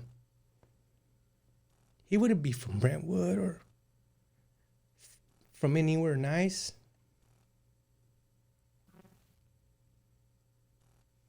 He said he would have grew up picking fruits and building stuff around where I grew up at. And I was like, I went back to myself. I was like, wow. Like it really moved me. So then one last thing before I actually had an experience to change was one of these guys. There was one brother, he was a member, and he was out in the streets and he started helping out youth. And they murdered him for that. For getting kids off of gangs, they killed them. So one of these guys that did it was coming back from federal prison, from the holding. And I lied to him and told him that I was no longer involved in the familia and all that, and that my goal was to kill him. So I had to play the part for like 4 months. Moved him in the cell. I had him in the cell. This guy was in YA with me. We were friends. And I was going to kill him. And I had the knife. And I had a rope. And before I did it, I prayed to God. I said, God, like, I don't want to do this, but I'm going to do this.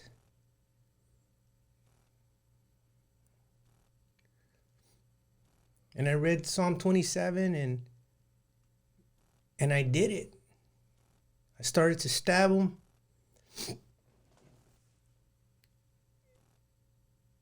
And he had long hair, and I grabbed him by his hair. But luckily, the knife hit his head eventually, and it bent. And then some guy down the tier called for toilet paper, and the cop came to give the guy toilet paper. It was like 1:30 in the afternoon, the perfect time between shift change. And the cop said, oh, yeah, I didn't give you toilet. And he comes by and he sees us in the cell. He says, oh, push his button. We got a bleeder. We got a bleeder. This guy's full of blood. And I see that the knife is bent. I throw it down into the toilet. And they spray as they throw bombs in the cell. And I've turned the water on, I flushed my face, and I grabbed the rope and I wrapped it around his neck, and I was pulling on him as hard as I could. And I couldn't breathe anymore. There was a cop that was there, he was a Christian. He said, Reyes, don't do it, man, let him go. And I let him go.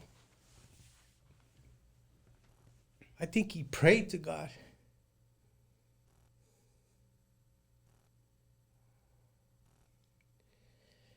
And the guy lived.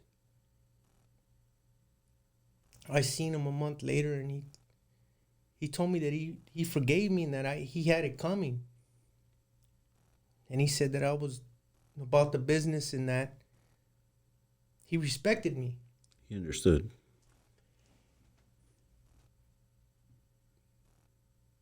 But then I was alone in my cell now. I think that's where God wanted me, to be alone. And I suffered greatly. I would get paranoid. I would hear things. I would have anxiety. I would curse God on the ground. curse him hatefully, challenging God, because I couldn't breathe. Until finally I started reading the word. I'm by myself, and I sent one young kid out to the streets to control some of the area that I'm from, and they killed him at his mother's house on Thanksgiving. They shot him in his chest. Then they killed Eric. Then they killed Jimmy. Then they killed Mikey. They killed Eric at his home in front of his wife and kids. These were my friends. I grew up with them. I couldn't take it anymore. I couldn't do it.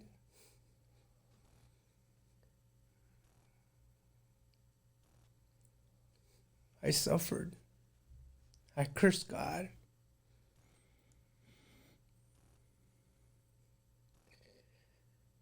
But he never walked away from me. He never gave up on me. Until one day I woke up and I had a dream that I was wrapped in salt.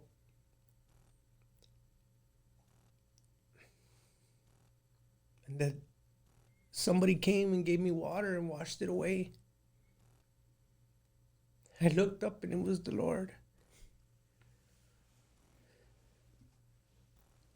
And he gave me clothes to put on because I was naked.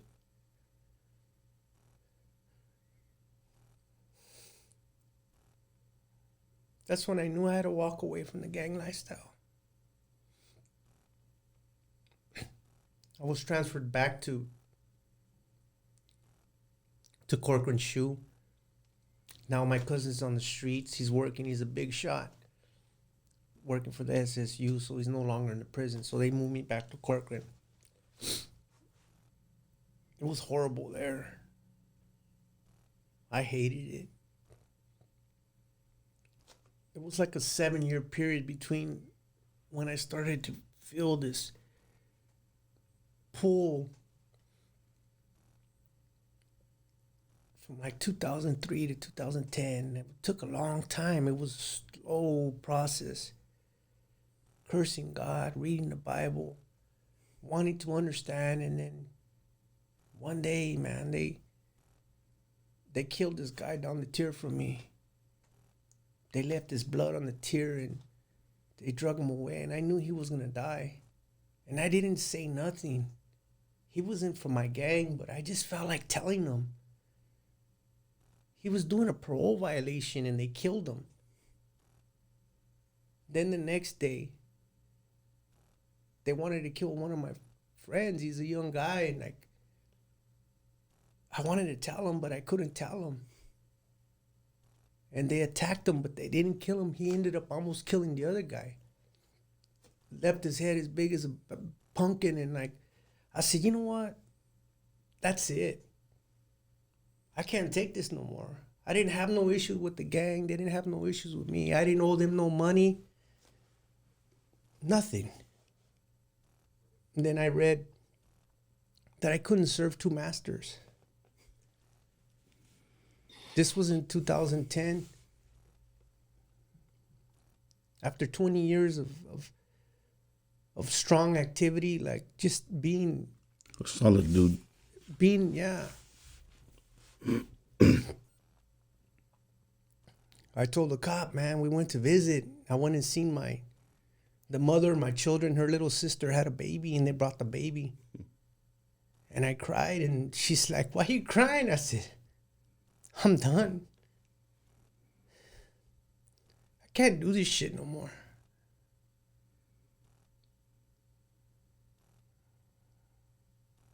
And I walked away. I told the cop, I'm done, man. He's like, sure? I said, yeah, I'm done. He knew what I was talking about, just like that. Yeah. He says, all right. We're going to call. The IGI came from their house. It was his day off. He came. He's like, I want to talk to this guy. Yeah. So I walked away from it. I walked away from the gang lifestyle, and you know, I said, man, you know, like when I walk away, I told them, I said, I'm not gonna get involved in nothing. I'm gonna serve the Lord. I did, you know, and I didn't get involved in nothing. I didn't sell nothing. I didn't do none of that stuff, and I got away from that, you know, and but I seen a lot of men struggling, and I started a anger management group, you know, with one of the psychs there. She's a young psychologist that just started working, and I had to come out because I had been in the SHU 10 plus years. So anytime you've been in solitary confinement that long, you need some have help. to, yeah, you need to, they automatically, they have to come and see you. So I would come out, and I challenged this young woman. Her name was Dr. Lane. And I told her, she said, we could talk about anything, Rudy. I said, okay, let's talk about baseball. And it just so happened that she was an only child. And her and her dad used to go and watch baseball games on TV. And she knows so much about baseball. It just so happened. It just so happened. And it's just like the Lord just put people in front of me.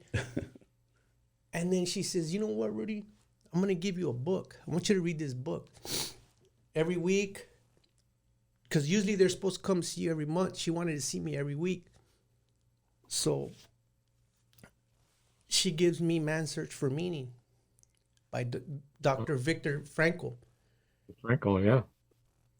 And when I read it, I cried. I was never a crier in prison. I didn't like that. I was never, but I cried, and my Sally was looking at me and said, are you all right, brother? Because now I'm in another side of the prison. You know, a lot of us are ex-gang members. Some people are just there for whatever reasons, but, and I said, man, this book is powerful. It's like, you know, and I just felt that his experience, you know, his suffering was greater than mine. And I just like, and he still had hope, and he still had love, and he still cared for people. And here I was, part of a destructive lifestyle, and now the Lord's working on me, like bigger and stronger now. And you know, I became stronger in the Lord, and I became a leader in the sense that now I got guys to come to this group, and we would talk about whatever people wanted to talk about to help people deal with. You know, a lot of us were barely getting out of the SHU. We've been in the SHU 10 plus years, and we're trying to transition out. And like, so I ended up, you know, it was a 3-4 year process. You know, they didn't just open the door and let me out. Yeah. You know, they had to investigate and vet everything that I said, and like everything sure. that was, you know, like, and the thing is that I had to confess. And I knew that that's what I had to do in order to be right with God. You know, and I did that, and I ended up getting out of the SHU eventually. And I became a clerk in the law library because I was very litigious while I was in there. You know, I learned to file lawsuits, and I was actually pretty good at it. And, you know, and I loved it. I loved to read. I loved to study. And I read the Bible. And the more I read the Bible, the less litigious I became. But I started taking up cases that were really affecting people for real. It's not, you know, exaggerating none of the... Yeah. So I started to help with people. And people started coming to me. And they would be like, hey, well, you know, how much... I was like, I don't accept payment for assistance because I don't need it, you know? And I only help people that I feel, you know, have a good case and they deserve the help. And, you know, people started coming to me and they flocked to me, and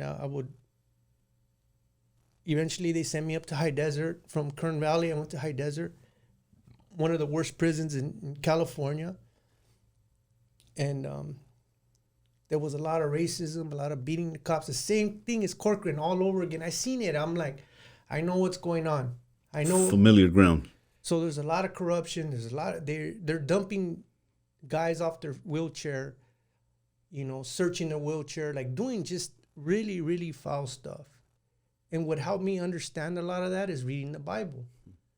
It reminded me of the Roman soldiers taking advantage of people, right?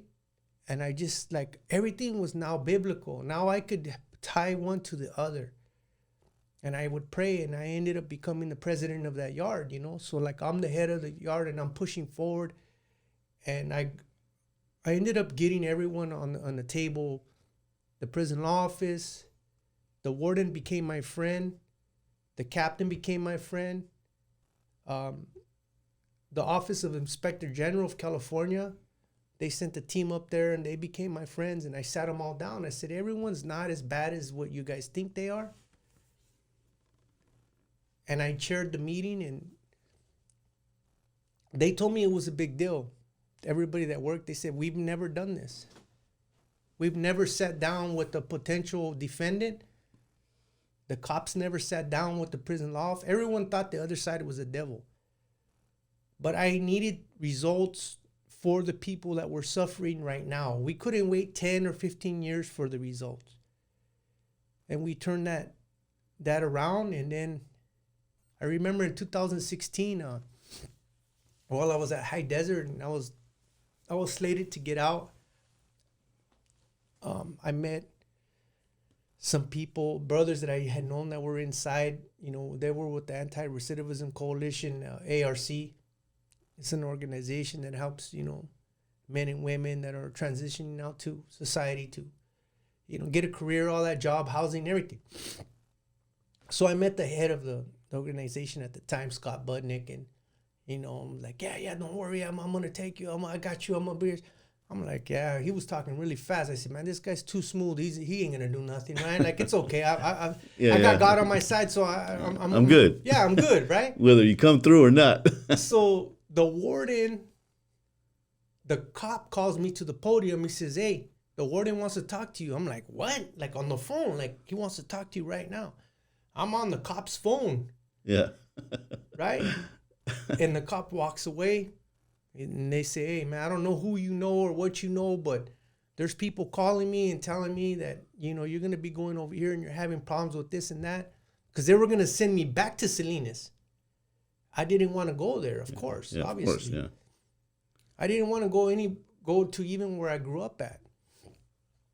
And they said, well, you're going to go and that's just it. And I said, okay, well, I mean, but I did it. By God's grace, I ended up in Los Angeles, and I go to Amity Foundation, Amistad de Los Angeles, and transitional housing there. And, you know, I start working with the men there. I start helping a lot of the guys that are getting out. Now, you brought some, but you brought something that's very meaningful to the podcast. You brought your Bible. Oh, yeah. So I thought about buying a expensive, fancy Bible, but I brought my prison Bible. So this is the Bible that I had when I was in prison. It's the same one I studied. I just take notes and, you know, I read everything, and I still, you know, read the word. And I thought about getting a brand new fancy one, like leather bound and all that. I think, you know, eventually one day God might give me one of those, but like I'm not going to go out and seek it. I want to keep this one. Yeah. Because it works, you know, just as good as any other one of them. That's right. And, you know, I had mine all the way up until when I was dating my wife. Was married to her yet. And what we did is she gave me hers and I gave her mine. And it was one of those, you know, one of those cute things that you do, right? And I told her, I said, man, this Bible, I've had it since inside. It means a lot to me. Like, just take care of it, you know. And you know, this is meaningful to you. I know it is, because this sat in a cell with you for many years, and you probably read it back and forth. And you're not letting go of that thing. And that's how I felt about mine. And at one point, my wife took it to work, my girlfriend at that time, and left one of her windows down. And it had a cover on it.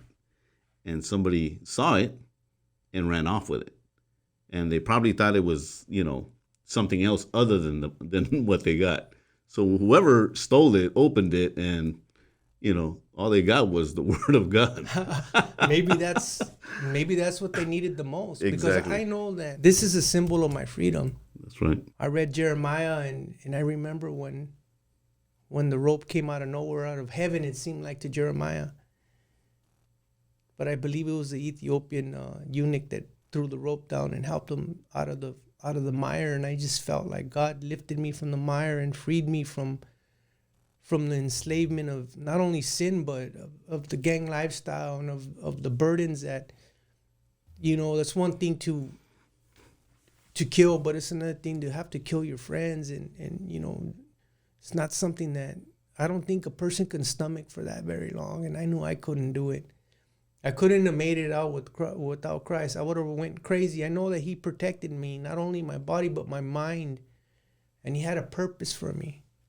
And I knew that I had great plans to do this, that, and the other, but God had other plans. How much time did you do altogether, Rudy? Probably like 30 plus years, altogether. I never got off probation or parole until recently. And they let me off parole right away, I put in for it, and it's like, yeah, we're going to let you off. And now I'm Praise not like, God, man. yeah, and I'm not like, I've done things while I've been out here to help, other brothers and sisters that were in my situation. And, on a personal level and on a greater level, going to lobby the Senate and Assembly up in Sacramento here in California. And I would say, give me the Republicans. Let me have the Republicans. I got this, right? I will speak to them, and I'm going to speak something that they can ever rebut. So I would go in, I would look around their office, see what they got going on, family, maybe a Bible, maybe a cross, maybe whatever it is that they had. And I would open up and say, you are living on a second chance. We all are. And that's why I want you to give these people a second chance. I said, the Lord forgave the thief on the cross right there. He had friends that were harlots, and that were drunkards, and that were money lenders, and all these filthy things that people considered to be outcast. And he left specific instructions to take care of the prisoner, and to take care of the orphan and the widow and the homeless, and all these people that are considered outcasts in society. And I read that and I understood it. I read the Bible years before. I didn't understand it. Only by the grace of God was I able to understand the Word of God. And, and that is what it takes. For me, I've had and it's, I think it's absolutely God's hand when you get out and God starts to put people in your life. But now your eyes are open to seeing the truth. Your eyes are open to seeing the meaning behind the people that God puts in your life. I believe that God puts people in your life from the gate, like from the beginning of your life. And we're just blind to see, like in your case, you share about your grandma being a believer and speaking to you, the word, wisdom from the Bible. Yet at that time, it's like, like there's a veil in front of us and we can't see the truth. And then, you see your life now as an adult. I'm pretty sure that you have moments where you look back and you go, God sent me that person to help me out at that time. God spared my life here.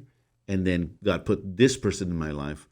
But we were just too blind. We were in darkness. We were, Raz opened us up in prayer, and he said, thank you for taking us from darkness to your marvelous light. And that is what God does in our hearts, and saves us to the uttermost. I mean, I don't know how many times I sit in my backyard and I have those moments with God where he reminds me of all the people that he sent, and then I just disregarded their help. I disregarded, I've been really blessed with, you mentioned Republicans. I'm in that circle, and for me, it's been these people that have been like, they outstretched their hand and helped me. and it wasn't behind a political party or anything like that. They just happened to be Republicans, and they just so happened to be, more than that, they were brothers in the Lord, and they stretched out their hand very early on in my life out here, and I've been in the sign trade for 20 something years, 23 years, something like that, and it was a Christian dude who happened to be Republican, who happened to have no agenda. I mean, Right. he was just a trades guy, Right. and he stretches out his hand and sees. And I know that God. Yeah, later on, I asked him. I said, what? Why'd you help me? Because how long you been out? I've been out 3 years and like And some change. yeah, like 4 months. For me, it was like I wanted to know why did he want to help me? Because there was absolutely no agenda. It wasn't like, I'll do this if you do that. Right. There was none of that. And I asked him that like years later. And I'm talking about 15 years, 16 years later. I asked him, I said, Todd, his name's Todd. I said, Todd, why'd you help me that? Like, why did you teach me this trade? What was the purpose? What was the reason? And he said something to me that stuck to me. He said, when I saw you in the church, I was doing it this particular day. I was drawing a banner by hand. I've always known how to draw. And I was helping in this youth ministry at a Van Nuys church. And I'm drawing this banner by hand because it was a small church and we couldn't afford banners back then. It would, like a 3 foot by 10 foot banner would have cost you like $400, $500. And when you're a small church, that's not in the budget, Right. So I'm drawing this banner and he walks in as a guest drummer for a youth event that I'm putting together. And he says, and I'm on the floor drawing on this butcher paper. Right. I'm doing it for the kids. I'm not getting paid. It's for the Lord, period. Right. Yeah, and I'm happy doing it. And he says, when I saw you on the floor drawing that banner for the kids, I heard God's voice tell me, pick him up from the ground. And to him, that translated in, teach this guy this trade and help him. And to this day, man, we're good friends, and we laugh here. He's here quite a bit, and he knows my story in the whole yards. He knew my background, all that, but just chose to stretch out his hand. God puts people along our side, and it doesn't matter what kind of background you have. When you come to Christ and you repent, and I believe that you repented, brother. Like you're sitting here, you're sharing your story, and I could hear your heart. Like it's a changed heart.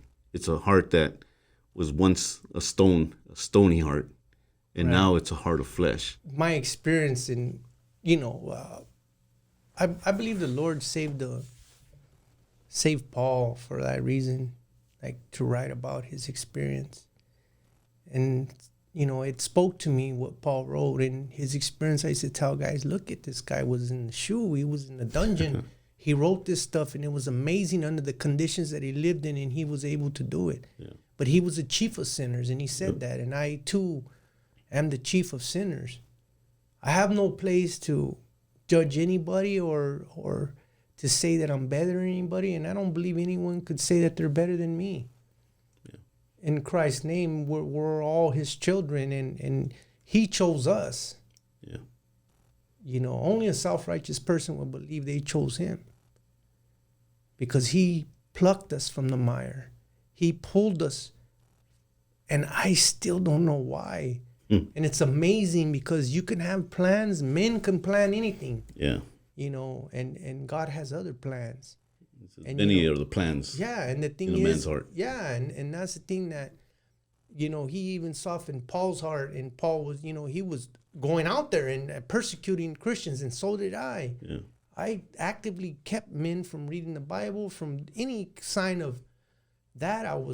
We were on that, and we would never allow that, and I felt convicted by, reading what was written in the Bible, and a lot of not just Paul's story, but like a lot of the stories in the Bible, like I've committed those sins, I've done that, I've done this, and God still accepted them, right? And God accepted me, and like He didn't just send one person; He kept on sending people to you, kept on. And I remember thinking back to all the conversations that I used to turn the Christians away from my door, get away from my cell, get away from my door, and they would say, "I love you, Rudy, and we're gonna come back, and Jesus loves you," and I was like, yeah, but that's the thing about the Lord, is that He even writes about the prodigal son and all these things that happen in the Bible, and how when that's basically us coming back into the fold, and He goes out and He searches for that lost sheep, and He leaves the 99 so that He can go and find that one, because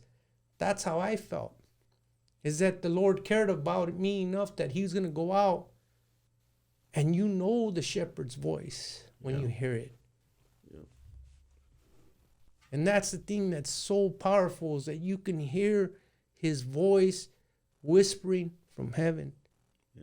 Clear. And I've heard it, and I've felt it, and that's what changed my life. And that's the power of Christ. And there is no psychology, there's no pill, there's no hot tub that you can go in and feel better other than the Lord. And I just love fire and brimstone. When someone's preaching, I need to hear fire and I need to hear brimstone, and I just need to know, and I need Tell me how it is. Yeah, and that's the thing, that the Bible was very raw. If you read it and you understand it, and the Lord allows you, by the grace of God, you draw each breath, you're able to see, to even read the Bible, and to feel the Holy Spirit, and to really, really, receive His blessing, and that's what's my Bible just is my freedom. That is a living.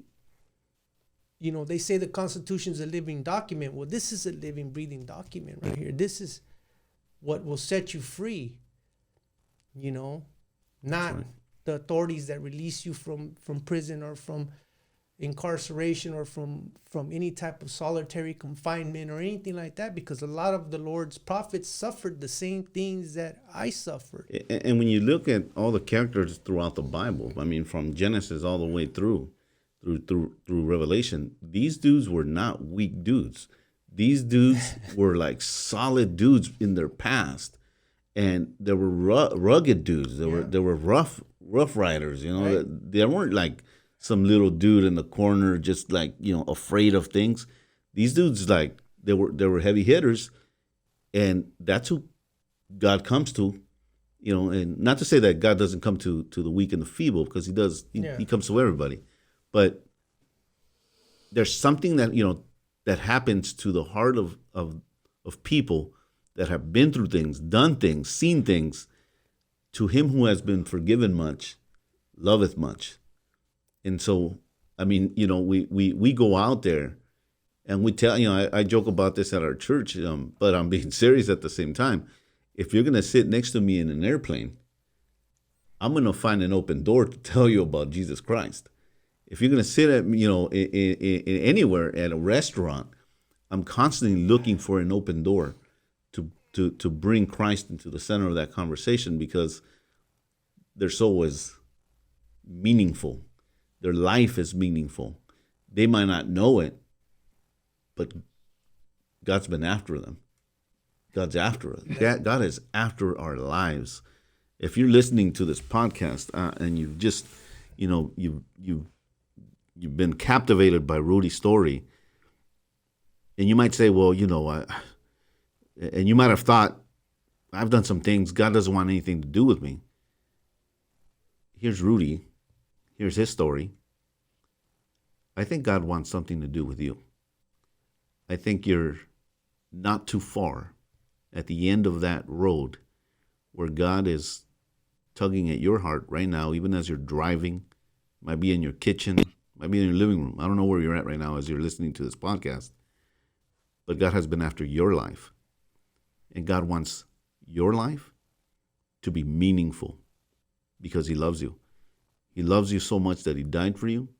He loves you so much that He is the God of second chances. He's the God that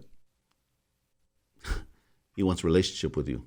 And that's the beauty of the Lord, is that he'll give you multiple chances, Yeah. multiple opportunities to repent and turn to him. And like, there's no sin in the Bible that any listener out there is beyond the scope of them committing. I mean, the Lord knows every sin. He That's took right. every sin in, and he died for us, and not really understanding that until you really face death and you see it, and you see the bloodshed, and you see all the things that have happened in your life, in my life, and you really understand the profundity of his sacrifice for someone like me. Like, I'm like, wow, he did that for me. Yeah. So I did this time and I did this experience for you, so that you wouldn't have to do it, so that you wouldn't have to go through the things that I went through the mental and spiritual anguish that I had, and by God's grace, I didn't take any medication. I didn't lose my mind. Like, I'm amazed by that now, because a lot of people, they lost their They mind. lost their mind. And their hearts were so hardened Yeah. that they lost everything. And I stayed strong. And I know my mother, she probably spent many sleepless nights praying for me, and my grandmother and all my family and the people that knew who I was, like these are prayers answered. And when That's right. you see a prayer answered and you get a prayer answered, a lot of times you don't recognize it, Yeah. because you're too caught up in what you're going through. But the Lord sends down blessings every day, and what the little that I have now is like, I'm happy. I'm happy with that, and I'm happy to have a church that I attend, and brothers that I fellowship with, and that's my strength, man. Like, I don't go around and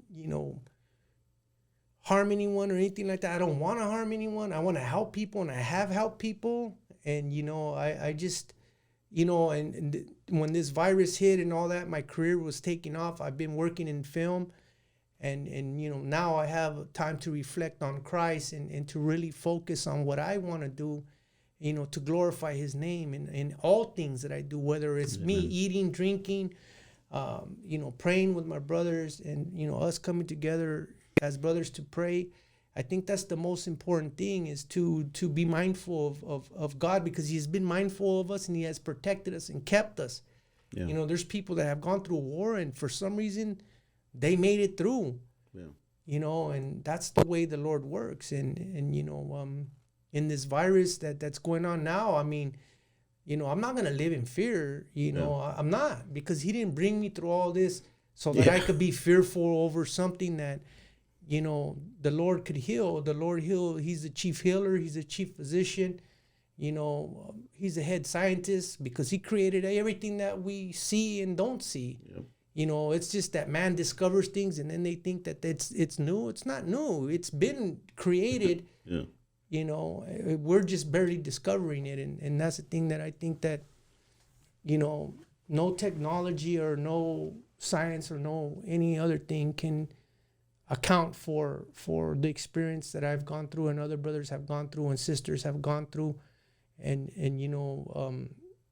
I praise God that I'm here today, and I hope that my hope is that I glorify his name, and that he will speak to the hearts and the mind and the soul of the listeners, and they know that it's a power beyond any medicine. It's a power beyond any technology or any other. Bleach is not going to work harder than, Jesus' blood is more precious than anything, Before we wrap it up, Rudy, where do you see yourself 10 years from now? Or where would you like to see yourself 10 years from now? Because now, I think when you're dealing with somebody that's been down for a long time, it's like, it's years. We think of it, but now you're out here. What does 10 years from now? Where do you want to see Rudy at? I mean, honestly speaking, I would love to be in the presence of the Lord in 10 years, and to be dining at his table, and that's my ultimate goal. And, I find joy in the smallest things in life. Climbing a mountain, diving in a river, meditating on God's word. And there's still healing in my life that needs to take place, because there was a lot of, it was a lot of hardship and things that happened in my life that, you just don't bounce back from that right away. I mean, certainly having my brothers in my life now is very helpful. Having Raz and having Joel in my life is big. It's big. God sent me, because alone, none of the apostles went out alone. Yeah. They always sent them out in pairs, Yeah. for a reason. 2 by 2s. Yes. And like, I just really would love, like, what I would love to do is to write, and film biblical stories. That's ultimately, while I'm here, is what I want to do, and that's my strength. That's the strength that God gave me, is the ability to write. And, I want to help people. And that's the thing that I want, my work to be meaningful. Sometimes I've done projects in film where I just felt like unsatisfied and just like, but I gave my all. I worked hard. I worked harder than anyone on the set. I said, man, you know what? I'm going to work hard, and people compliment me like, man, but that's not what I'm looking for, because I don't work for them. I work for God, because I know That's that right. he, if I need a job, I just pray and jobs come, and I've been relying. He's fed me all my life. He's taken care of me all my life, and that's the thing that ultimately, I would love to do. I started a small film company. I barely started buying equipment. I have a business partner, and we went through a program called Manifest Works here in Los Angeles. It's a program for formerly incarcerated, former foster youth, and former homeless. And they teach you film production, mainly commercial film production from A to Z. You go through like a 12 to 15-week course, a nonprofit program. And that's how I got into film. And a lot of people don't make it because, it's based on, your networking ability and Who you know. yeah, and who you know. And I always tell people, and they say like, well, how do you do it? I said, I know Jesus. I know man. Jesus. That's the number one. That's the number one network source that I need. Like I work 7 days a week if I can, and like I've gone 20-something days straight, working on set. And if anyone that worked on set, Hollywood is not what they think it is. It's not, it's hard-working blue-collar workers behind the camera that make this go, right? It's not like actors and beautiful people. It's it's a collaboration. Yeah, it's a collaboration of carpenters, grips, everybody Electrics. in between, drivers and everything else in between. Yeah. Sign makers.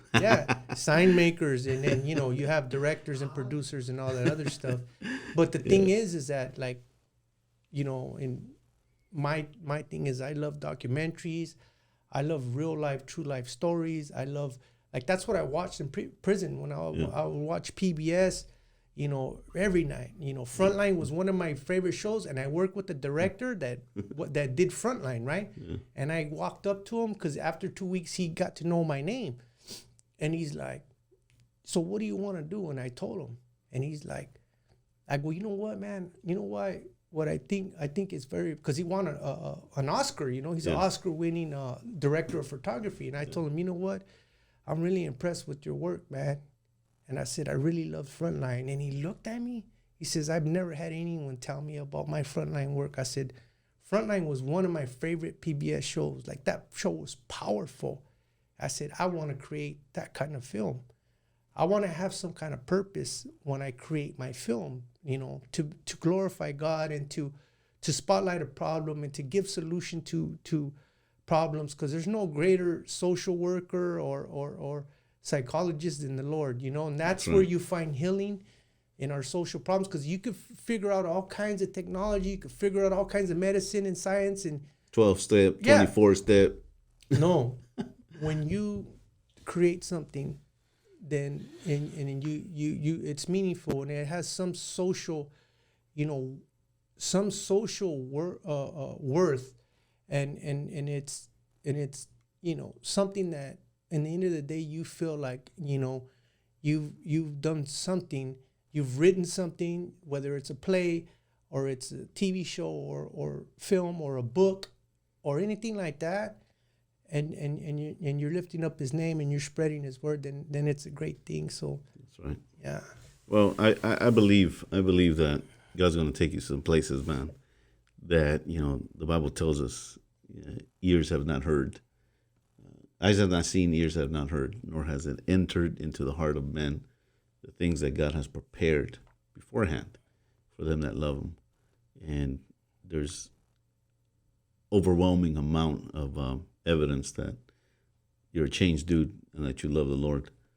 And I believe that God's going to do something really, really cool in your life, Rudy, man. And I can't wait to see what 10 years is going to do. God's blessing is just amazing. Joel, you got any parting words, anything you want to say? Not really, man. It's been a pleasure hearing your story, Rudy. You've been on quite a journey. And the part I think I love, you did a good job doing a bookend interview, so to speak, because at the beginning you talked about how important it is to get together with other guys and to be able to pray and have a Bible study or just talk about your daily issues. And then you brought it up again at the end. And I think that's important for guys because it can be hard for guys to stop long enough to get together, and talk about what's going on in your life and pray for each other and encourage each other. But that's kind of one of the important things I take away from what you were just talking about. So I really appreciate it, man. I know we're trying to cover, 30 years of somebody's life and in one day. It's too hard if we didn't cover something. But I know your story is going to be a big inspiration to a lot of people. And like Casey, man, this whole movie stuff that you're working on, that's pretty cool. We should talk about that another day, but that's pretty exciting. So I'm glad you've got something to see. Amen, man. Well, if you've been listening to this podcast, the Shot Caller podcast, we're going to come to a close here. But, I want to say thank you, Rudy, for your time, brother. I know your time is valuable. And I know that, and thank you for, this is the first actual interview that you're giving that's actually outside of a classroom setting where we're going to have tons of people listening to this across America, across the world. And I just want to say thank you, brother, and keep on, fighting this good fight of faith, man. I'm excited about your life. I'm excited about what God's going to do with your life. And, sky's the limit with the Lord, man. I've been out here for a long time.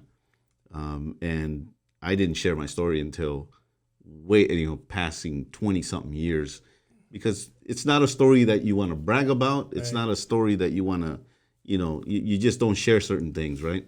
I'm sure that, we just touched on the things that we could touch throughout these interviews, but, we want to be careful when we share these stories, that the number one purpose is to share the love of God, to bring glory to His name. And yeah, we speak about what we went through, the pain that we inflicted in others, and we do that lightly because we don't celebrate those things. Those are things that we did, as the Bible says, in ignorance. We didn't know any better. We didn't know the Bible. We didn't know what sin was and how it separated us from God. And by God's grace, we stand. By God's grace, we live and we move and we have our being. And man, there's nothing like being out here and enjoying the little things, right? Just we were talking about the birds chirping earlier in the morning, man. I have these trees in the backyard, and it's a choir of birds. And what a reminder of freedom. What a reminder of, I've been out for a long time, and I treasure my time out here. I know that every one of us that have been in these interviews, that have spent time in there, I can pretty much bet that we can all agree that we didn't deserve to even be out here, and yet God allowed us, and we got to use that time wisely out here to help people. And I'm glad that you're helping people out there, man, with your story, with your life. I'm gonna continue to pray for you, and I gained a new friend in you, a new brother in the Lord, and count me in as the third dude coming into the Raz and Joel foundation. No, absolutely. Is thank you for Joel and Casey for having me here and allowing me this space to share where I believe that it's gonna, go somewhere for the good of God. And just I had a pastor tell me that I was not fighting my enemies or other men, but I was in direct conflict and contention with God. And you know who won that battle? That's right. I surrendered, and I think that's the necessity for us to surrender to the Lord, or else it's not going to work. You can't, half surrender, or, half give yourself to the Lord. You have to give yourself and surrender, and He will show you the way, and He'll lead you on the right path. But I appreciate this, and then, I really, really hope that, the people that are listening out there understand that, there's no sin too great, or there's no amount of time, spent that Lord cannot heal and use. Yeah, He'll reconcile you, to His family. And now you're to be a son and a king and a priest in His family, not an adopted person, not a half son, but you're a full son. A joint heir. Yeah, and that's amazing, because now, there's, like you said, the sky's the limit with God, and there's nothing you could have done or thought of doing or, been involved in. But yeah, again, thank you guys. I appreciate Absolutely. you guys having me on. Absolutely, man. Thank you so much for you out there listening to us. We know that your time is valuable as well. We are so grateful that you stuck to listening to his story here, to Rudy's story. And if you haven't subscribed yet, push that subscribe button, push the like buttons on there. Until next time, put God first, put Jesus first. And thank you for being on the Shot Caller podcast. Tell your friends. God bless you guys.